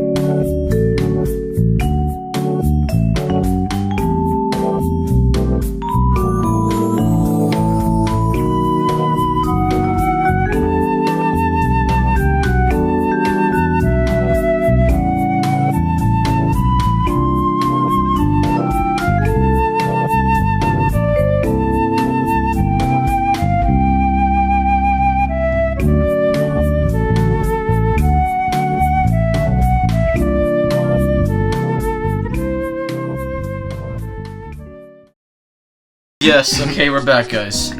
Oh no, okay. No. I just yelled that because I could. I don't agree with that. But so where were we? Oh yeah, we were talking about Lateralus. So the next song that we're gonna talk about, we're gonna go all the way back to the third track after like Eon Blue Apocalypse. I don't know what that interlude was. I don't even remember what that was, but the patient right here. has to be one of their more calmer songs, like Parabola. Parabola isn't calm, but like, think of it as kind of like a very early version that would be very good with culling voices. And to think I tried to high tempo this and get us to Parable and Parabola early so we wouldn't talk about these useless tracks, but here we are. But how is the patient useless? Fine, just talk about your thing. Go on and on about the infinite meanings about the song. So this one right here. This one kind of has a little bit of a twang going on that you can kind of hear in the background with the guitars and the tabla. The big bass. Yeah, and the bass is on here, is pretty strong on here too. Now this song right here, of course, is another song describing the difficulties with Judith Marie, Maynard's mom. You know, when she had to suffer through being paralyzed for like, what, over 30 years? Yeah. A.K.A. 10,000 years of suffering. 10,000 days. Yeah, I know. I did that on purpose. And it's in the perspective of her mom, his mom, you know, when you just gotta keep faith, you gotta wait it out, you gotta... Except Maynard didn't keep faith and he actually hated faith. No, I'm talking about his mom. She kept faith, she was strong throughout the entire thing, and she just waited it out and just let the days pass on. You know, and do you even know what it would be like to be paralyzed for like 30 fucking years? At least it was better than the guy in One from Metallica. Like, he got off scot-free, dude, compared to that guy. Yeah, like at least she could see shit and talk. Yeah, but like, it's still bad though. But like, at least you weren't the one guy. Yeah. So, yeah, it's pretty. You can tell that his mother was an extremely heavy influence when it comes to Tool's work, and I think that's one of the things that kind of sort of connect most of these songs, you know, because I have a feeling that some of the songs tell kind of like a very loose story. Like, for example, remember when I said that Jimmy can be seen as kind of like a prequel to Prison Sex? Yeah. So it goes like this: Jimmy, Prison Sex, and then this one right here, The Patient, that can kind of take place and maybe during Prison Sex. And Wings for Marie can be a sequel to this. Yeah, definitely. I think it kind of ramps up about more than halfway into the song, instrumentally at least, but the vocals are still very, very calm, a little bit... Tool is finally 100% progressive. Sympathetic, yeah. You know? And yeah, again, extremely progressive record. It's like pretty psychedelic, if you ask me. What's another one? An interlude after this is called Mantra. It's basically this really weird whale-like noise that you can hear. And it's basically just Maynard squeezing his cat, like, very softly, and, you know, making his cat meow like that, and, like, just slowing it down to a lot. You know, like, one of my favorite, this is one of my favorite interlude tracks, Mantra, because, like, they've done a lot of weird shit to make those sounds. Like, remember Disgusted when they were, like, shooting the piano? Yeah. Yeah, like, cool shit like that. You know, yeah, there are some interludes that aren't really that special, but this one right here... If we're talking about bad interludes, wait till we get to Fear Inoculum. Yeah, it's not that interesting. But here, Lateralus, yeah, most of the interlude tracks are pretty interesting. We already talked about Schism. Let's go to Ticks and Leeches. Now this one right here... Yelling! It's the new Slipknot single. I love it. This one right here, I have about a few things to talk about. First of all, this one right here, I like this song by itself, but when I'm listening to Lateralus as a whole from beginning to end, I don't know, this one just kind of feels a little bit out of place. It sticks out like a sore thumb. It's like you're having a surreal drug trip, and then you just get shot in the knee, and some guy screams at you halfway through. Yeah, like before this was like very it it's very spiritual and psychedelic and stuff. Whoa, look how smart and cool this is. And then it's just Maynard going like, suck me dry! Is this what you wanted?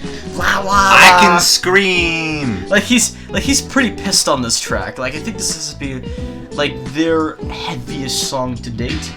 Oh, copyright music accidentally. Oh, whoops. Yeah, YouTube will screw us over, sorry, even though he accidentally played that for like 2 seconds. Anyway, back to Sticks and Leeches. And the reason why he's so pissed on this track is because it's kind of like a reference towards all of these labels, and these producers were like, hey, please stop doing this experimental shit and do something that's very mainstream in the metal scene right now. And do you know what was popular during the late 90s and early 2000s? Do you know what metal subgenre was very popular? Just guess. What? Factory metal. No. Guess again, one more time. It's pretty easy. Screamo. No. New metal. You know, the Linkin Parks, the Korns, the Slipknots. Yes. The Disturbs. Fun fact. The Godsmacks. New metal is one of my least favorite forms of metal. There are some good artists, but there are very few good artists when it comes to this genre. Like, Deftones made a lot of their earlier stuff as new metal. Anyway, this is when new metal was extremely popular, okay? And I think the label was really trying to pressure them into making at least one song that had, like, you know how it's like talking really fast? Little tick, that little parasite. Like, it's kind of like rapping. You know, like, think of it as kind of like a dumb parody of new metal at the time.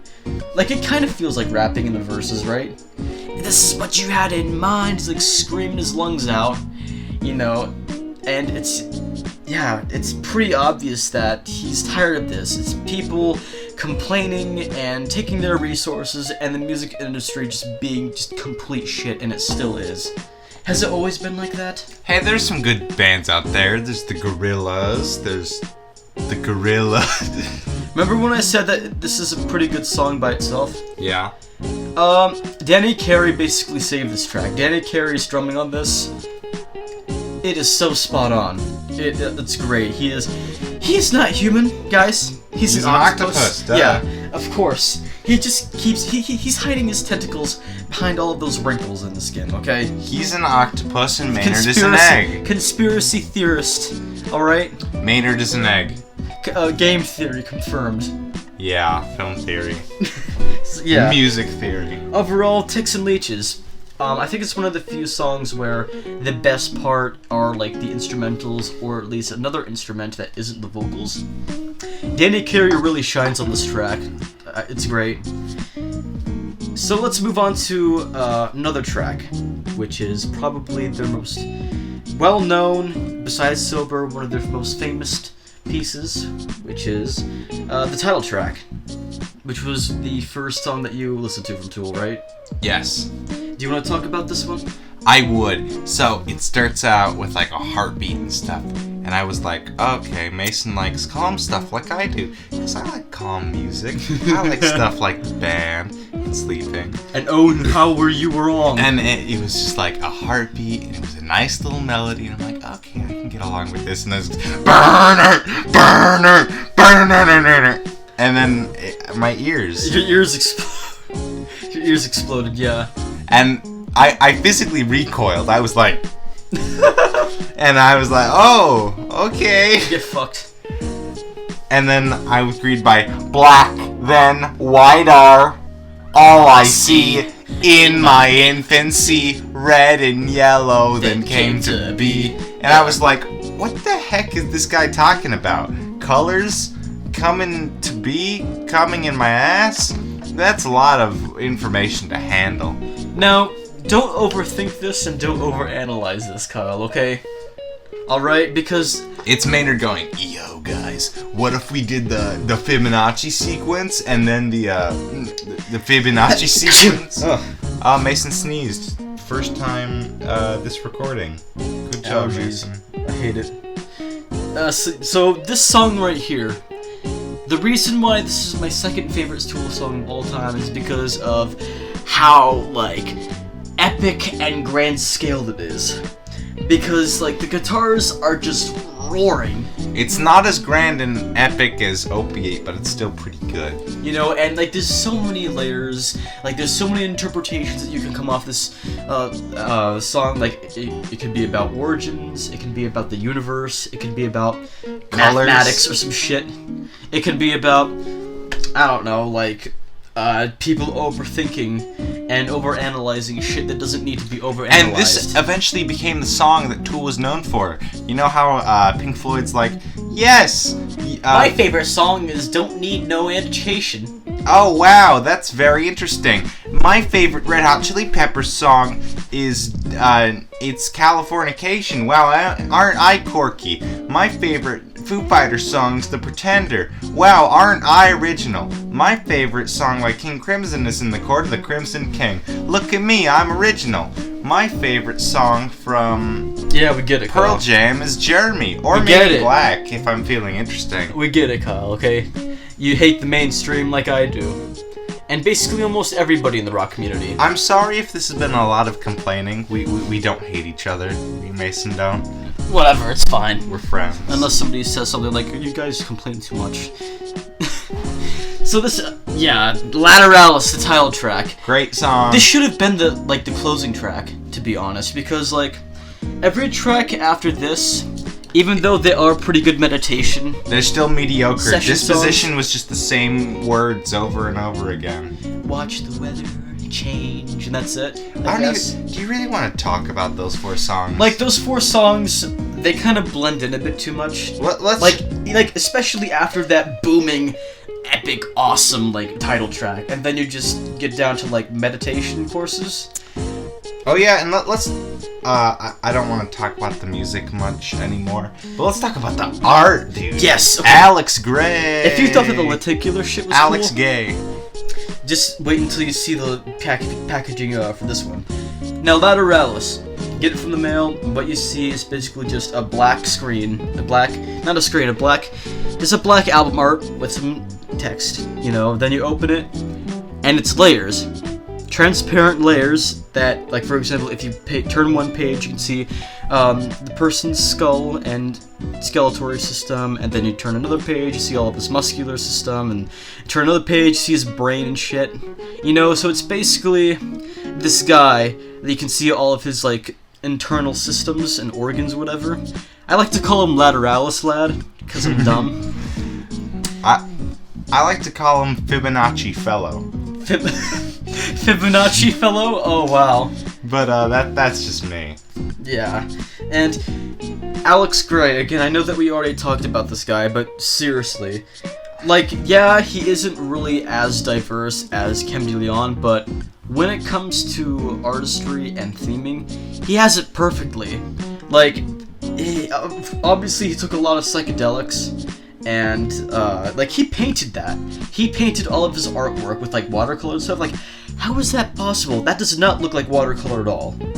Does that look like watercolor? He's a to you? genius, is what he is. Yeah, like the smallest detail. He's got 5 head, Goddamn. 1 million IQ. Yeah, I know. He's one of my favorite artists of all time. And now, Mason, I want to talk to you about something. We learned something for the Pearl Jam episode. When I speak the gospel of the truth and I say things that aren't too popular, people get mad at me. So, Mason, you're gonna talk about 10,000 Days. in the Pearl Jam episode, everybody was like, "Oh my God, this guy is undereducated." It's something like that. If oh you yeah, hate him, I need to educate myself about a band that I don't like. That makes sense. Fucking idiots. Anyway, so you're gonna talk about 10,000 Days, because here's my summary of it. Disappointing, boring, Tool's worst work. Not bad, but mediocre. Okay, I very much disagree with 6 you. out of 10. Would not listen to again. At least you didn't give it a 4 or something. Yeah, Melon Man. We'll talk about him later. So, 10,000 Days.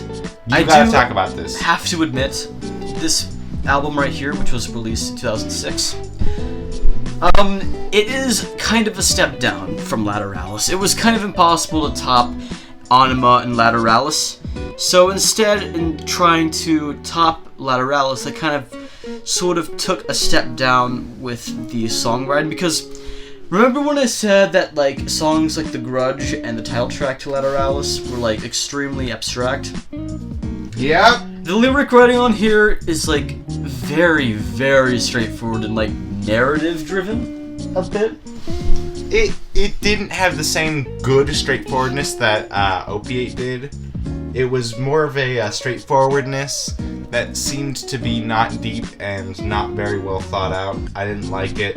Again, Mason, try not to drag me into this because I'm just gonna make people mad. I like the album, but lyrically wise, it's a step down, you know, because, like, for example, on the opening, not the opening track, on, like, The Pot, it's one of those songs that kind of has a very, like, catchy chorus, and it sounds very bouncy, kind of like some of the earlier work, but with a slight tinge of modernization. If you don't know, The Pot is one of their more political songs on here, right? No, I didn't discern the meaning from it. I was just confused the whole time. And I think this is about how people are extremely hypocritical when it comes to court and the judicial branch. Because, like, what if, like, somebody in that room kind of did the same thing that you do? Like, for example, what if you, like, smuggled weed or something and you got caught? Like, what if, like, one guy in the room was, like, a stoner and people didn't know it? Or what if the judge smoked weed and, like, I don't know, got away with it too because he's, you know, with the government or whatever. Also, the government is just shitty. That's basically the meaning of this song. It just boils down to that. Now, I'm not gonna say that The Pot is bad, and like Kyle said, it's a pretty... I would not say groovy in the slightest, because a lot of people say that about the song, and... What? Okay, to call a Tool song groovy, whatever, that's fine, but to me it's kind of cringy to call it that. I think it's more, again, bouncy. You know, with the riffs and the, with how he structures the lyrics on here, but overall, it's one of their more simple modern Tool tracks. And, speaking of simple meanings and stuff, the opening track, Vicarious. If you look at the lyrics, you can also kind of see that the song is about how people live extremely vicariously through certain types of media. Like, for example, like, turn on the news, you know, you see a bunch of depressing shit like, oh my god, another school shooting, or oh my god, this orphanage burned down, or, I don't know, this puppy died or something, you know, and we look at this stuff and we're like, oh boy, this is really bad, even though another one, at this point, great. At this point, a lot of people tend to want to look at violence because, again, we have that animal inside of us. We are still primitive, even though we have advanced a lot throughout these millions of years that we've been around. There's still that, like, very small percentage of us that still craves violence and blood. I mean, there's a reason why slasher horror films exist, you know, like Saw. Which is, by the way, literally the Air Bud of horror movies. I'm just gonna point that out. You know, that's like the best analogy I've heard all day. Yeah. It's basically... I know for a fact you didn't come up with that for yourself. Yeah, I didn't. Sorry guys for disappointing you. And, like he says, like, why can't we just admit that we crave all of this violence? Because again, like, violence is everywhere. You literally cannot, like, you can shield your kids all you want, you can shield people all you want, you can censor all you want, it's still going to be there. Violence is natural, and I think we should just embrace it, but not embrace it to the point where it's rampant everywhere. Like, black holes are, like, sucking up, like, universes and galaxies all the time, and stars are blowing up, as he says near the end of the song. Guys, just admit it. You like bloodshed. We all do. There's a reason why we watch the Matrixes and the John Carters and the John Wicks, you know, because of the action-packed shit that we all know and love. And it's just Maynard James Keenan saying, hey, it's not bad to like the stuff, but if you like the stuff too much, it's gonna bite you in the ass, so I'm just warning you, okay? Well, it's an okay message, but I don't think we should embrace violence at all. Like, at least, like, this is in the song, at least admit it. Like, oh no, all of this violence is bad, and yet, like, the next day you're, like, watching some, like, you know that show Cops? Yeah? Yeah, Bad Boys. Like, next morning, you're watching, like, cops shooting people or something, you know? So, kind of hypocritical of all of us to be all like, this is bad, and I like it anyway. I have no idea why I just skipped, like, Jambi and Wings for Marie. I don't want to talk about Wings from Marie, 'cause it's kind of boring. Do you want to talk about Jambi then? At least say a few things. No, I can't bring myself to enjoy 10,000 Days. You're gonna have to defend yourself then. Just kind of boring, really. It's like, oh yeah, we'll go watch paint dry and go defend why watching that paint dry was not as good as listening to Ænima. And how would you call it boring? Where, like, the intro riff to Jambi is one of the most adrenaline, like, heavy riffs that Adam Jones has ever made. And he does this thing called, like, the pull-through technique that Adam does, where he, like, instead of, like, doing, like, like, doing the fingers like that, instead, he grips, like, the top of the guitar and, like, thinking, like, kind of playing it as if it was, like, a harp. You know, instead of, like, doing your fingers all over the place. You know, like a 70s it just kind of sounded weird to me. Metal artist. Like, he kind of, like, plays it like a harp. It just sounded weird to me. Going up and down very eloquently. Just not a fan. And yet it feels like it's nothing, like it's anything but eloquent. And, Jambi, compared to the other tracks that I mentioned before, is a little bit more open when it comes to interpretation. But, again, it's obvious that this song is about him wanting to give away all of his fame, all of his fortune, all of his praise and work for, to you know, just get somebody back from the grips of death. And I wonder who that is, Kyle. I wonder. I wonder who this dead person is you that go he would talk, give away for everything. You go talk about Feels for Marie. Spoiler alert is Judith. And, yeah, you can hear Kyle groaning in the background. Oh my god, stop talking about the album that you like. No, you gotta talk about it so I don't have to talk about it. Yeah, so anyway, Jambi is this extremely, like, it gives you a lot of images in your head, you know? And from the King's Mountain view, you know, beasts like the Sultan I do, with flesh never few. It's one of those very rare Tool songs that actually, like, rhymes. Like, when was the last time that you heard a Tool song that rhymes? Lateralus! I mean, yeah, you made a point there. Which isn't really that common, you know, and, the vocals that Maynard does is, a little bit, I know it's gonna sound there, but it feels a little bit enlightening, because shine on, benevolent sun, you know, like, just, I want this person to come back to me. I want to shine on, but I just can't, and I have to live with all of this bullshit. The next track, since the last track, Jambi, is obviously about him wanting to come to terms with his mom being dead and not being around anymore. Remember, this album was made only 3 years after his mom died, which was back in 2003. And this really impacted him, okay? The next two tracks on here are Wings for Marie, and then Wings for Marie Part 2, which is also the title track. Kyle may not like this. Maybe it's a bit too over-sympathetic. Yeah, a bit too over-sentimental for your tastes. Mushy. Too mushy.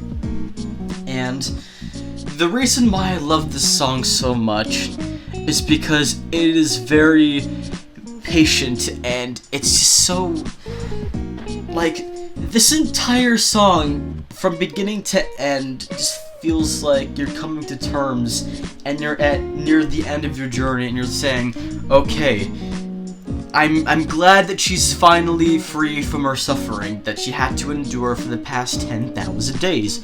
That's the reason why the album is called 10,000 Days, because 30 years roughly translates to 10k days. Yeah, I just said 10k, I don't care. And I don't know, I think this also has to be one of their best songs lyrically. Like I said, yeah, like the first few tracks on here and most of the tracks on this album are a bit of a step down, but when the lyrics are good and very eloquently written, it hits hard. Okay, you can literally like fucking feel the grief that Maynard was like enduring. You know, like, yes, it's kind of bittersweet that your mom is dead, but at least she's not suffering through the bullshit that was her paralysis anymore. You know, and he was just so baffled at how much faith that she had, and like, even though like she had to suffer through all that, she was completely fine with it. And even though Maynard does not agree with her beliefs in a way, he still very much appreciates her as a person and a mother. You know how most Christians are kind of like very like hypocritical at times? Yes. I have to admit. Well, Judith Marie is basically the good Christian that's not shitty. You know, because again, very rare. She was one of those rare people. She was so pure, okay? Like in all of the interviews that Maynard has said, like she sounds like an extremely pure person. You know, it's basically what every Christian should be. I mean, yeah, every single religion has those bad apples, but she's just a good example of what we should be when it comes to being a good person and stuff like that. And he's just kind of singing that you are ready to come home, give me my wings, I am now ready to die. And it's just so triumphant and yet heartbreaking at the same time. I think this has to be like their more sympathetic songs. So yeah, it's like, I don't know, man, but it just gives me the feels, you know. And if you didn't at least like feel anything, like besides Call, if you did not feel anything while listening to this song, you were either like not really into this stuff, or it's fine, or you don't have a soul. And I think the latter is true for Kyle on here. I have a soul, okay? My soul is just tucked in the depths of the fifth pantheon in Hollow Knight Godmaster. It's good for the soul. That's where it died. That's where my soul lays to rest. I think this is kind of the album where the quality dips a little bit for the interludes as well. Because Lip and Conjuring, it's literally just a bunch of Indian chants and that's it. Oh wow, how very original. Do you know who else did that? Pearl Jam, Arc, Riot Act. Did that like back in 2002. Except Tool's a good band. Yeah, that's... whatever. We have our different opinions. Whatever, so... Lip and Conjuring isn't really that great of an interlude track. But then we get to one of the more sprawling tracks on here, which is Rosetta Stoned. This one right here is extremely like in your face, like the songs that are like the full on just punches you over and over and over again. And I don't know, if you read the lyrics on here, it is a little bit straightforward, but also not really, because like he like the protagonist of the song, who is kind of like this hipster dude who like hasn't like graduated high school, goes into like Area 51, aka today, the day that we're recording this. Amazing. Yo, Area 51 raid. It actually happened, boys. You did it. Except they didn't do it and they retreated like pussies instead of getting shot by the military like they should. Weren't they like holding signs and shit? Like yeah, if they were like protesters. They still got fucked. Free the aliens. Anyway, back to the story. So this dude is in Area 51. Krispy Kreme's X, which is just a slang term for like a drug, for like weed or whatever. and he comes across like alien beings, and he's like freaking out or whatever, and he's like, oh shit, there's like aliens. Am I tripping out, or am I actually seeing it since I'm at Area 51? First of all, what are you doing in Area 51? Like, high as shit. Like, how is that a good idea? Maybe you have nothing else to do? I don't know. So, he's freaking out, he's this alien, and the alien says, hey, yo, I'm gonna give you a message, and you're the messenger, and we're gonna tell you how mankind is gonna get fucked. And it's like, oh shit, I forgot my pen! Shit the bed again. Typical. And so after that, they bring him into a spaceship.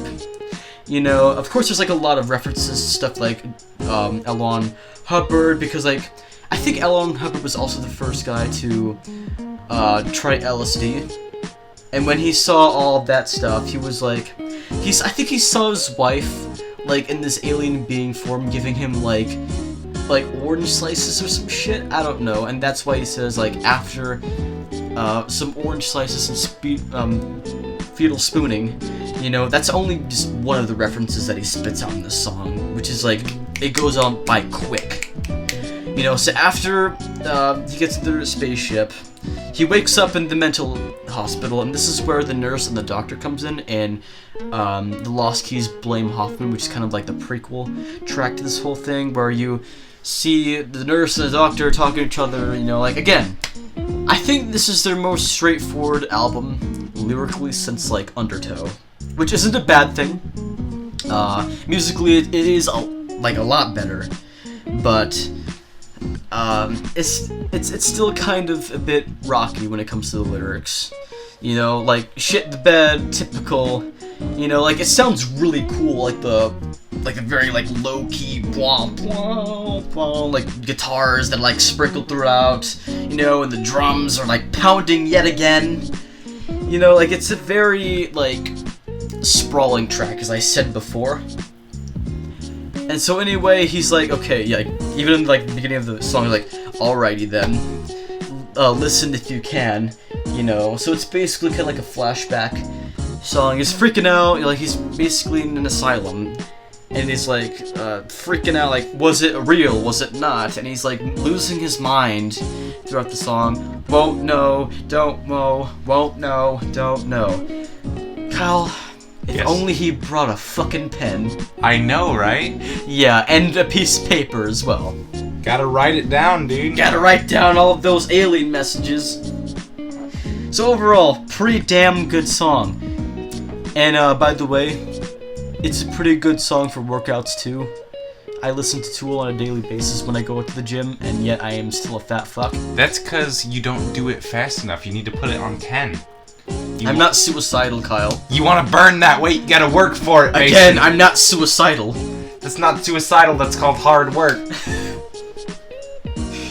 You dang millennials. So after that, fucking weird psychedelic track, Intention, what was the song again?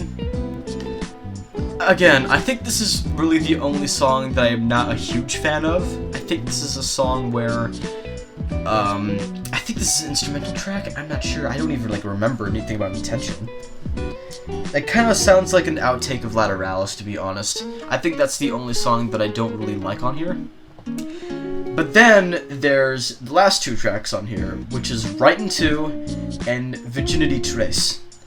Right Into is this very, one of those, very hypnotic, the vocals are pretty clean and calm and all that and stuff like that. It's basically about, you know, like, the angels are looking at humankind, all these silly monkeys, as he says, are fighting over pieces of the ground. They're always fighting all each other. All the monkeys really stupid sitting up in their monkey trees. That's a reference to a song. I hope someone gets that. Yeah, like, we're always fighting for, like, dumb shit.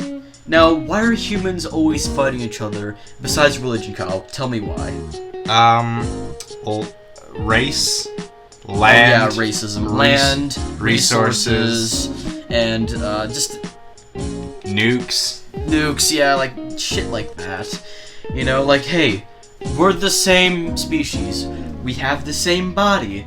internally at least. Can't we just all get along? Yeah, and all of these angels are confused, like, why did God give them free will if they're gonna do this shit? And God's like, I don't know, B, I just be like that sometimes. You know? So it's just, like, one of those very, like, social songs. And then the closing track is basically just a bunch of weird static stuff that gets kind of cut at some points. Now at first you may think this is an extremely useless track that has no meaning whatsoever, but, if you basically take parts 1 and 2 of Wings for Marie and overlaid Virginia Trace, it kind of fills the gaps in some points. Like, look at the description, because, like, if you overlay these 3 songs together, like, it fits perfectly like a fucking puzzle piece. And I think it just makes Wings for Marie even greater to an extent. Yeah. And, of course, for the artwork, Alex Gray came back. Do you want to come back and actually talk for once? Since we're on artwork now? We are in artwork. The artwork is kind of mediocre for this one, but I will talk about it. It's like a face, and another face, and then a third face. Wow. And it's black and gray. 10 out of 10. I just don't... I think it's pretty cool. Have you seen the entire photo? It's called Net of Being. Yeah. It's like very colorful. Like, again, you said that it's all black because they want to make it look very edgy and stuff. That's just the face. But it does sprout out. But with the original painting, Net of Being, there's all these like cool varying colors, and there's multiple faces, and it's like a kind of like an infinite loop of these 3-faced beings. You know, they kind of feel like mortal statues in some case. Like statues that are like living, breathing, like spiritual entities that you visit when you're like high off of like weed or some shit. You know? And the thing about the packaging on this one right here, this one has lenses on here. If you look through the eyes of the face and you put it as kind of like a fold-up stand, and if you look through the eyes, on the other side of that fold-up stand, you see these images that kind of pop out in sort of like a 3D kind of thing. And that's It is really cool packaging. Yeah, it is. And even like won an award for 2007 Best Packaging. Yeah, and I swear. Fear Inoculum better win Best Packaging. I swear to God, if they don't win next year, I'm gonna fucking like scream. Okay, now that we're done with 10,000 Days, we can get on to the real juicy stuff. 13 years! 13 years, but before we get to that, let's talk about why it took 13 years for their next album to come out. Suing, second guessing, artwork, betrayal, creative memes. differences. Memes.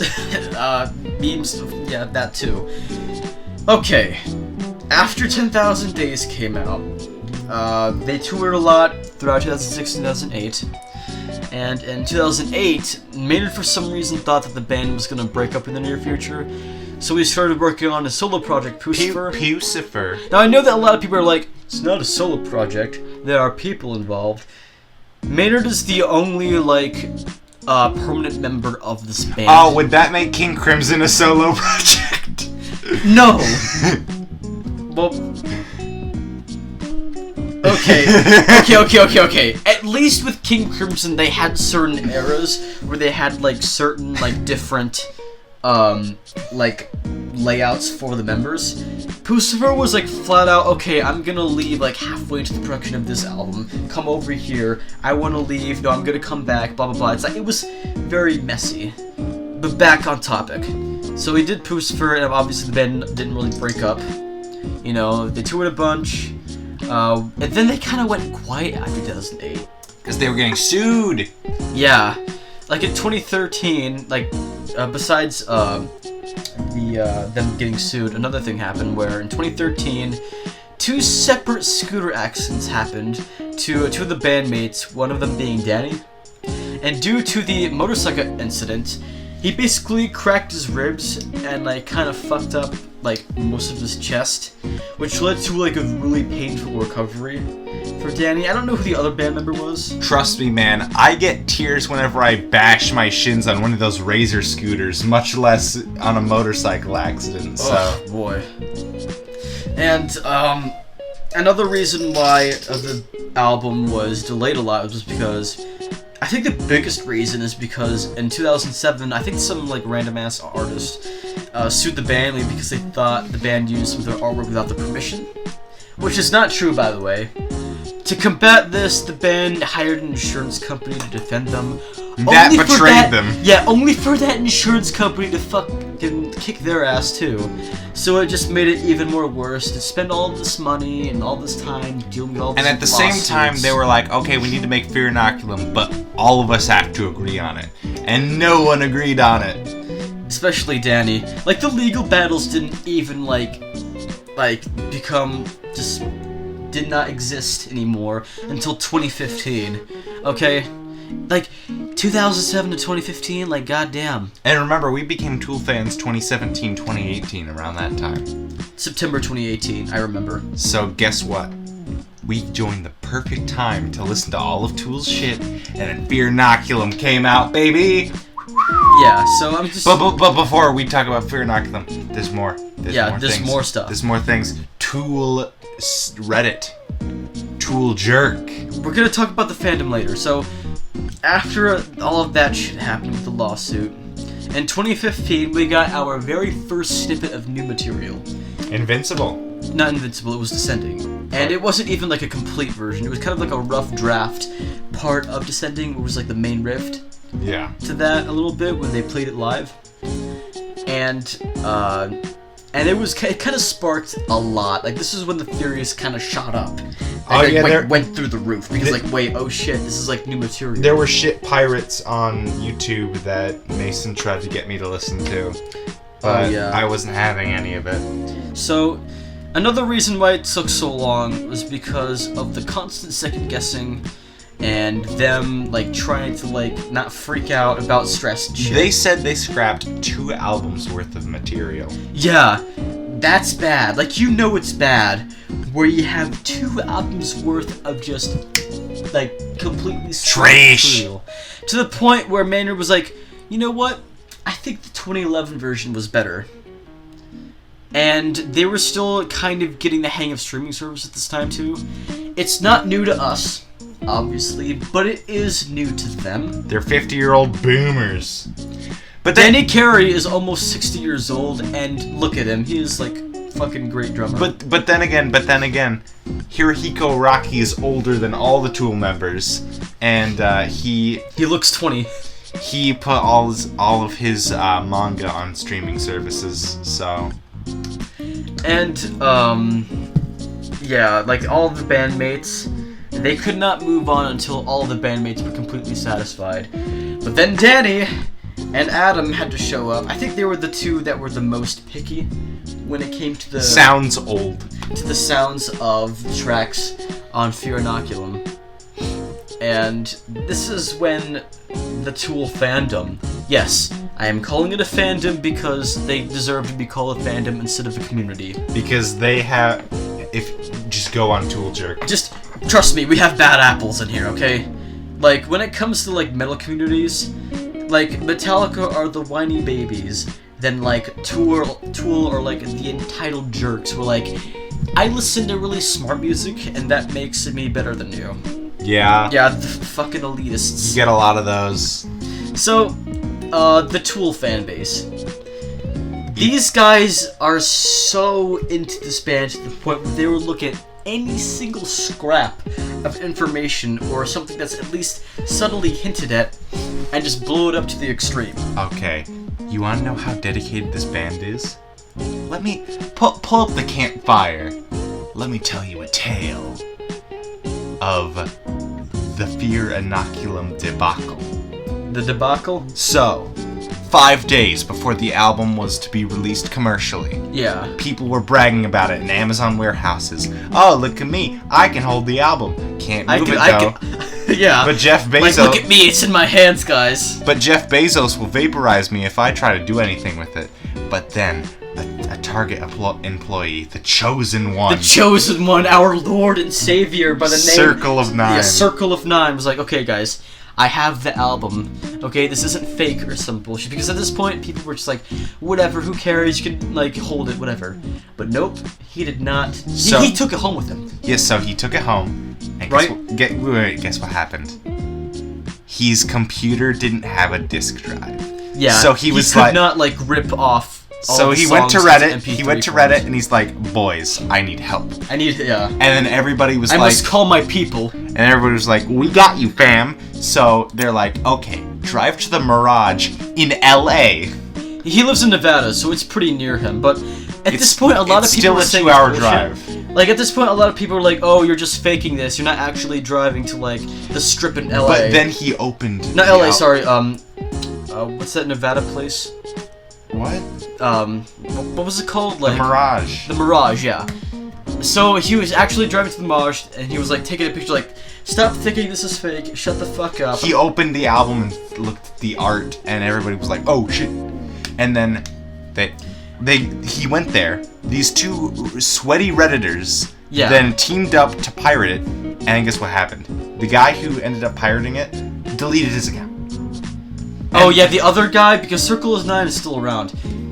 So when he went to the hotel where the other guy told him to meet him so that he can help him rip the songs into MP3 form so they can leak it, for some reason, a Circle of Nine kind of took a wrong step and just flat out just said, "Oh, this is a complete random stranger from like a website, but I'm gonna trust him anyway."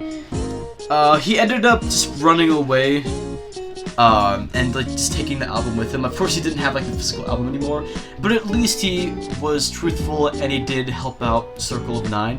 And so after that happened, of course the album was leaked, and everybody was like, "Holy shit, this was like real." It's the chosen one. The chosen one, Circle of Nine, finally leaked the album. Like, this confused me so much because like I don't know why people were like celebrating, like, "Yay, the album's leaked." Like, I don't know why y'all can't be like, I mean, yeah, I know that y'all are desperate. I know that some of you have been waiting for 13 years. But please be patient. You gotta wait it out, alright? Gotta wait it out, man. And guess what, guys? We knew the album was leaked, and we didn't listen to it. Every day that crept by, we didn't listen to it, because we wanted the deluxe edition to come, and we wanted to listen to it on disc. And that's what we did. And Mason, this is a great transition.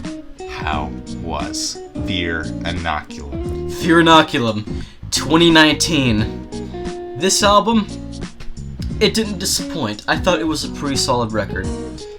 I mean, to be fair, all of the transition tracks were absolute hot garbage, but goddamn.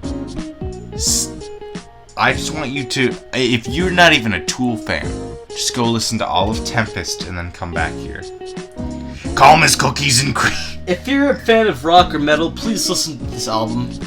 Okay, I will say this. Maynard kind of dropped the ball on this one. He wasn't as good as he usually is. Okay, now this album right here, the first thing I want to say is that there's kind of like a lack of vocals. Like, there's a lot less vocals on here on this album, which is fine, you know? I just, like, they're a band. They're a musical family, you know? And it's not just Maynard, because I kind of hate it every time there's a band or whatever. They, like, just glorify only the lead singer. It's Roger Waters. Who's a Sid Barrett? That's not a thing. Who's Sid Barrett? I don't know who he is. Anyway, seriously, this album was great. Maynard kind of dropped the ball, but goddamn, the fucking drums, dude. Like, the drums. Oh yes, definitely. So we're gonna look at this track by track, like we did with Ænima. And the first track is, of course, the title track. Fear Inoculum. And when I listened to this for the first time, I was confused. At first, it was like, okay, this is a little creepy. And then it's like, okay, this is a Naruto sample. Is it because of the tabla? Yeah. And like the Japanese guitars, whatever, what are they called? Shamisen. Yeah, Shamisen. And then it got me a little worried, and I was like, oh, okay, it's Naruto. And then the chorus hits.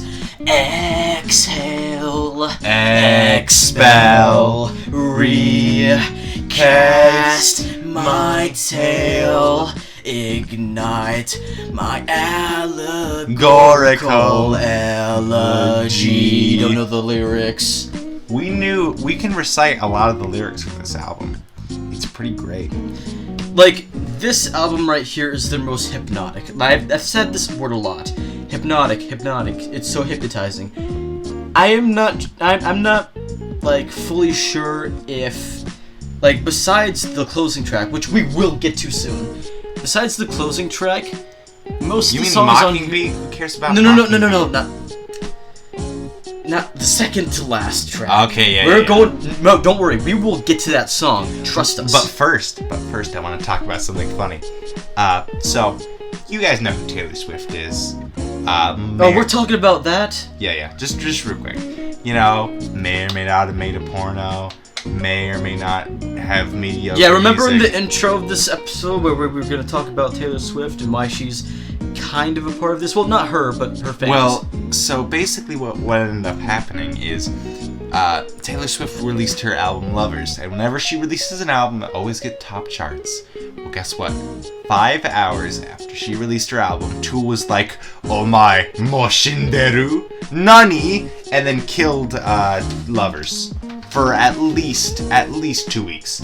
For 2 weeks, a prog metal band from the 80s, 90s. 80s and 90s. No, technically they were formed in the 80s. No, they weren't. They were formed in 1990. But they were around in the 80s. They just weren't making albums, but who cares? A prog band fucked Taylor Swift with an album. They were basically the kings of the world for those 2 weeks. And all the Taylor Swift fans. Like, it was trending on Twitter and Reddit, and I'm like, oh, yes. All the K-pop stans were like, who is this Tool guy? What is this new band, Tool? Yes. What is this specimen? Oh, look at all their songs. They're so long. I hope that impacts their streaming. Like, all the Taylor Swift fans saying, like, stupid bullshit. Like, every single fan of this band are a bunch of, like, middle-aged guys. Go back to, like, taking care of your kids. Stop, like, beating Taylor Swift down. Stop beating Lover down. But then again, the Tool fans were also being pretty shitty as well, being all like, your music sucks, and I'm better than you because I listen to music that's like really deep and stuff, and calm as cookies and cream. If you like this, then you're stupid and stuff. All the elitists flat out like, pretty funny. All of the fangirls from Taylor Swift. But in the end, Tool and Taylor Swift, they don't give a fuck at this point. Tool did end up raping Taylor Swift, and Taylor Swift never made top charts because by the time Tool had fallen from its spot, rappers had already claimed the top spot, and Taylor Swift never got top spot for a long period of time. And that's the story of how a prog metal band, technically from the 80s, And at this point, rock and metal in general is more of an underground thing now. It's not fucking dead. Rock isn't dead. If you say that, shut up. It's more of an underground thing, right? Yeah. It's like a boiling lava. This band, like, all of that pressure building up these past 13 years, and once that fucking album dropped, eruption, just magma and lava everywhere. Okay, and I know Tool's great, but you know what I'm waiting for? I'm waiting for King Crimson to make their comeback 50th anniversary. Come on, guys. Come on, Fripp. Come on, 50th anniversary, new album. Come on, please. I kind of doubt it. So give it to me. Do you want to go back to the actual music itself? Yes. Next song, Penuma. Great. Numa. Wonder. He says it as Numa. Shut up. I'm gonna call it 7 Empist. Alright, I'll let you speak on this one. Okay, so it starts off with a creeping guitar. But it's not creeping, it's kinda like sad. Like, you know at the beginning of those war movies where like, we were about to lose. But then. Yeah, it's kinda like that. It's like kinda sad but heroic in a way. And then it goes into that metal type sounding sound Tool's always had. And then Maynard's lyrics come in and they're soft in this one, but the instrumentals hit really hard and the guitar work also hits pretty good. The main riff I think kind of reminds me of Schism a little bit, right? It do. Do you think that this is Schism on steroids? It is Schism on steroids. It is. It's really strong. It's great. It's the top rated song, even though it's not my favorite. Next track, unfortunately, it's one of the interludes, and they suck. Like, the interludes on here aren't really that special. I mean, yeah, Mocking Beat mixes it up a little bit with all of, like, the birds chirping and the animals and the sounds of them dying or whatever. Like, oh, the environment is getting raped by humans message. Still sucks, no one cares. Moving on to a good song, Invincible. This one right here, I don't really think it's as strong as all the other tracks on here, but yeah. I can really see that this song is about how it's basically a reflection of the band and how much has changed since 10,000 Days. Remember, between 10,000 Days and Fear Inoculum, Adam Jones and Danny Carey had kids. Yeah? Yeah, it's crazy, I know. And it's just them, like, all of these warriors, like, they're comparing themselves to warriors, going back to the battlefield after all of these years and trying to, like, really adapt to everything that has changed, you know? And it's a bit of a challenge, the battle itself and how the world has changed and developed. And it kind of feels like that it has developed a little bit without them, even though that is farther from the truth. They really have developed a lot.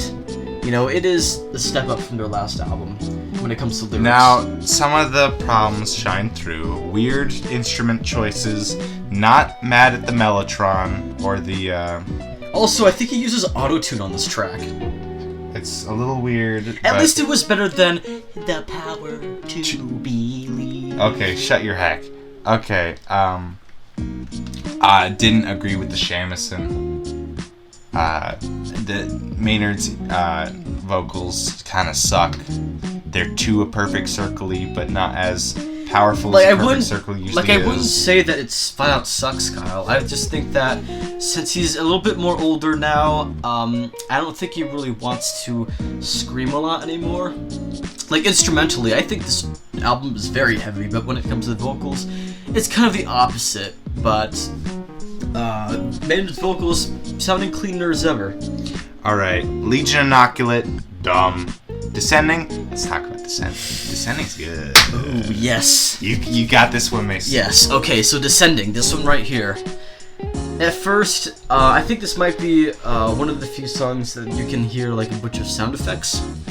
Like at first, like you hear like a bunch of water rippling through, and as the riffs kind of start to peak up, it becomes a lot more muffled, as if you were listening to the main riffs underwater. And then you get it.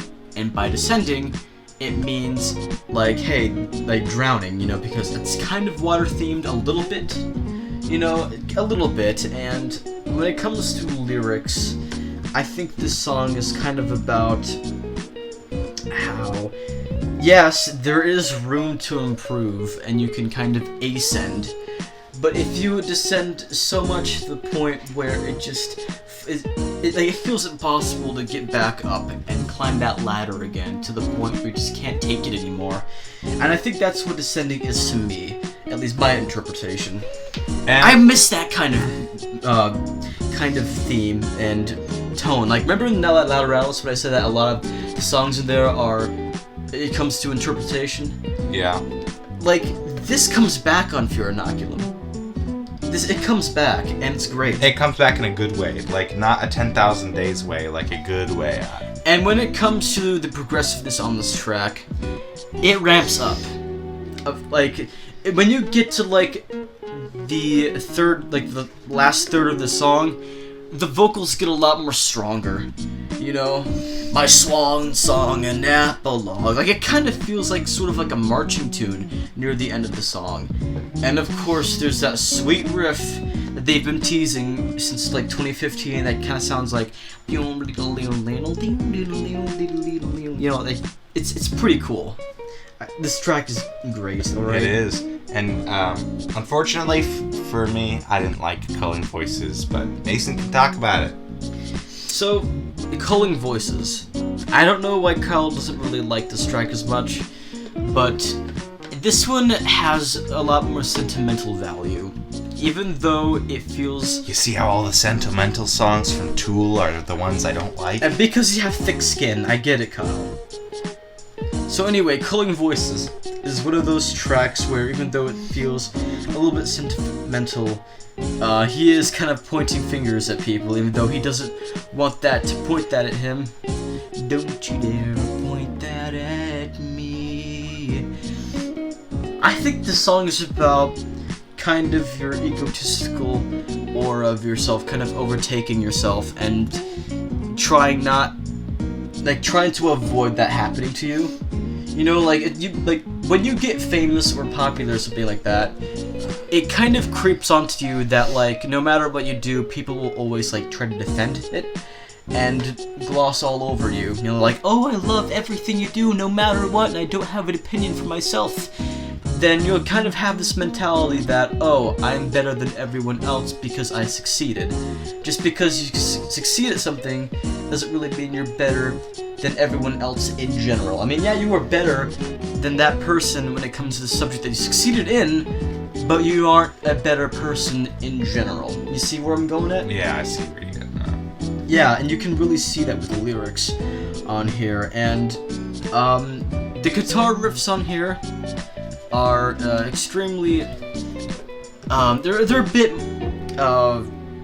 what's that minor key, or was it a major key, where it sounds like a little bit more uplifting, even though the song kind of feels kind of isolated, don't you think? Yeah, it kind of feels a little bit isolated. Not a fan. I'm sorry. Like, I'm not talking about like the quality, like the tone of it feels isolated, especially when it comes to the vocals and the music at first, the instrumentals at first, feels very subtle, and then the instrumentals ramp up. And then, speaking of instrumentals, Chocolate Chip Trip. This one's actually kind of cool. This one's fucking weird, and I love it. We didn't even think this was an actual song on the album for a while. Yeah, like, when we first heard this, it was like, okay, I'm gonna be honest, I think this was what happens when, like, it kind of feels like something you would hear off of, like, I don't know, like, fucking Earthbound or something. It really do. Like, the instrumentals, not the drumming itself. This is a drumming solo track, by the way. Danny Carey on here, like, you know all of those, like, videos that are like, hey, Danny, look what I can do. I can emulate your style, too. No, you can't. I'm gonna prove it with this track right here. And holy shit, did he prove it on here. He made a point. Now, and also, remember when I said that it was kind of weird to call the pop groovy? Yeah. I'm kind of a hypocrite. This is groovy. I'm gonna call this funky. Because it kind of has like funky monkey, and you hear the drummings on here. Like, how is he drumming that fast? Again, he's an octopus. All right, guys. I gotta give you a story. I gotta give you a story. All right, tell your story. So, when me and Mason were thinking about this album, when we just looked at the track listings, when we didn't even have the physical album, we got the physical album, didn't even listen to it. And you know what we both knew? Tempest would be the best one. Because, think about it, it's the longest stroke on the record. It's the only explicit one. Yeah, and like, they said that 7 would play a very important role when it comes to the themes of the music and the music videos. I'm assuming that the video that you see in the packaging itself will be the video for Descending. So, guys, don't at me. Tempest has the best guitar riff in all of Tool. That's understandable. Don't at me. Don't even at me. And it has some of the best drumming in all of definitely. metal, period. Yes. Don't even at me. And Maynard's lyrics were a lot better than the rest of the album in this. Call them as cookies and cream, so it seems. Except for Call them as cookies and cream, so it seems. I think that's kind of the quirkiness that they had back in Ænima. Like, the quirkiness kind of slips through a little bit. When we heard him say, fuck, here we go again, we lost our shit. Fuck you, we go again. Our shit, like, what, did they do that intentionally? Because, memes. Yeah, memes, like, oh shit. See, we didn't even listen to it the first time. We saw it on the track listing in the booklet. Yeah, like, we knew that it would be the best one. We were right. Like, even though he only has, like, 2 bursts of vocals on here, like a tempest. Do you know what a tempest is? Yes, it's a storm. It's a storm. It really does feel like a fucking storm. It's the perfect workout track, especially when I have to like run for about like 30 to 40 minutes. And now we skip over my beat. No one cares. Let's talk about the packaging, because we got this album firsthand, deluxe edition, and we opened it. We recorded us opening it, and I might even post that to our YouTube channel as a separate video. Maybe. Don't quote me on that. But when we first got this, right, we opened it up, we unsealed it, and the video immediately started and it playing. just starts playing. Like, I actually expected that we had to like charge it for some. No, it just plays. And we were entranced. We didn't do anything for those 5 minutes that thing was on, and you could tell Alex Gray and his team did like an amazing job. And speaking about Alex Gray and them, look at that album artwork, boy. It's a spiral, obviously, and of course they're gonna do a spiral. Ride the spiral. Yeah. So, I think it's so. If you don't know, the entire artwork is kind of like a spiral of like eyes, or whatever. And at first, you may think that it's kind of the cliche for Tool, but then you see the artwork inside, and it is rad. Like, we saw like the skeleton of like the priest pope, bone pope, people pope. Yeah, there's like a two-sided like pope priest and then there's alien the eye snowflake and eye hand. Oh yeah. And what are these snowflakes? And then the booklet was really cool. And then we got the online code and listened to that. And so if you don't know, the album opens up. Like this 5-minute video plays. Like, of course, no music plays. It's kind of like just ambient noise. But I've heard from a lot of people, and I saw some videos, that if you sync up the first 5 minutes of Descending with the video, it syncs up perfectly. I think this is a sneak peek towards the video for Descending. True. And another thing I want to say is that I know that they only made one music video for 10,000 Days, which was Vicarious, and that is a pretty damn good music video, but please make more than one, because originally they were going to make a music video for The Pot, but of course that didn't happen, and they had to scrap it. I mean, they did kind of show some clips for the music video for The Pot, and some live performances, which is a damn shame, because, unpopular opinion, the CGI videos are my favorite types of Tool videos. Okay? Yeah, Mason's just kind of weird. I mean, yeah, like, near the end of Parabola, it looks kind of dated, I have to admit, the CG. Like, fuck yeah, early 2000s CG. Oh, yeah. But CG for Vicarious aged pretty well. It's pretty good. So when I saw that animation in the booklet, it's like, yeah, I'm fucking ready for some videos. So, and then of course there's Mockingbee, which is basically just like animals dying and stuff. I think it's kind of like one of those like, it's guys, boring, we're raping the planet Earth or whatever. Everybody knows the planet's getting raped. We're the ones doing it.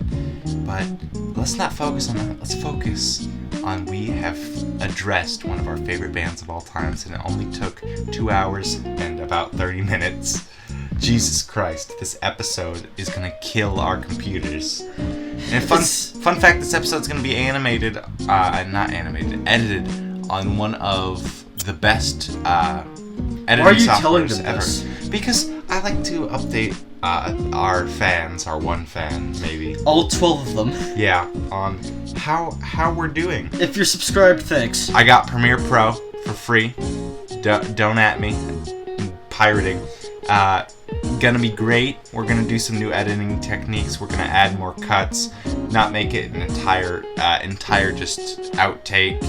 We're gonna add sound mixing. We're gonna make it sound primo. Yeah. So, this has been Discography Drama. I mean, is there anything really left to say?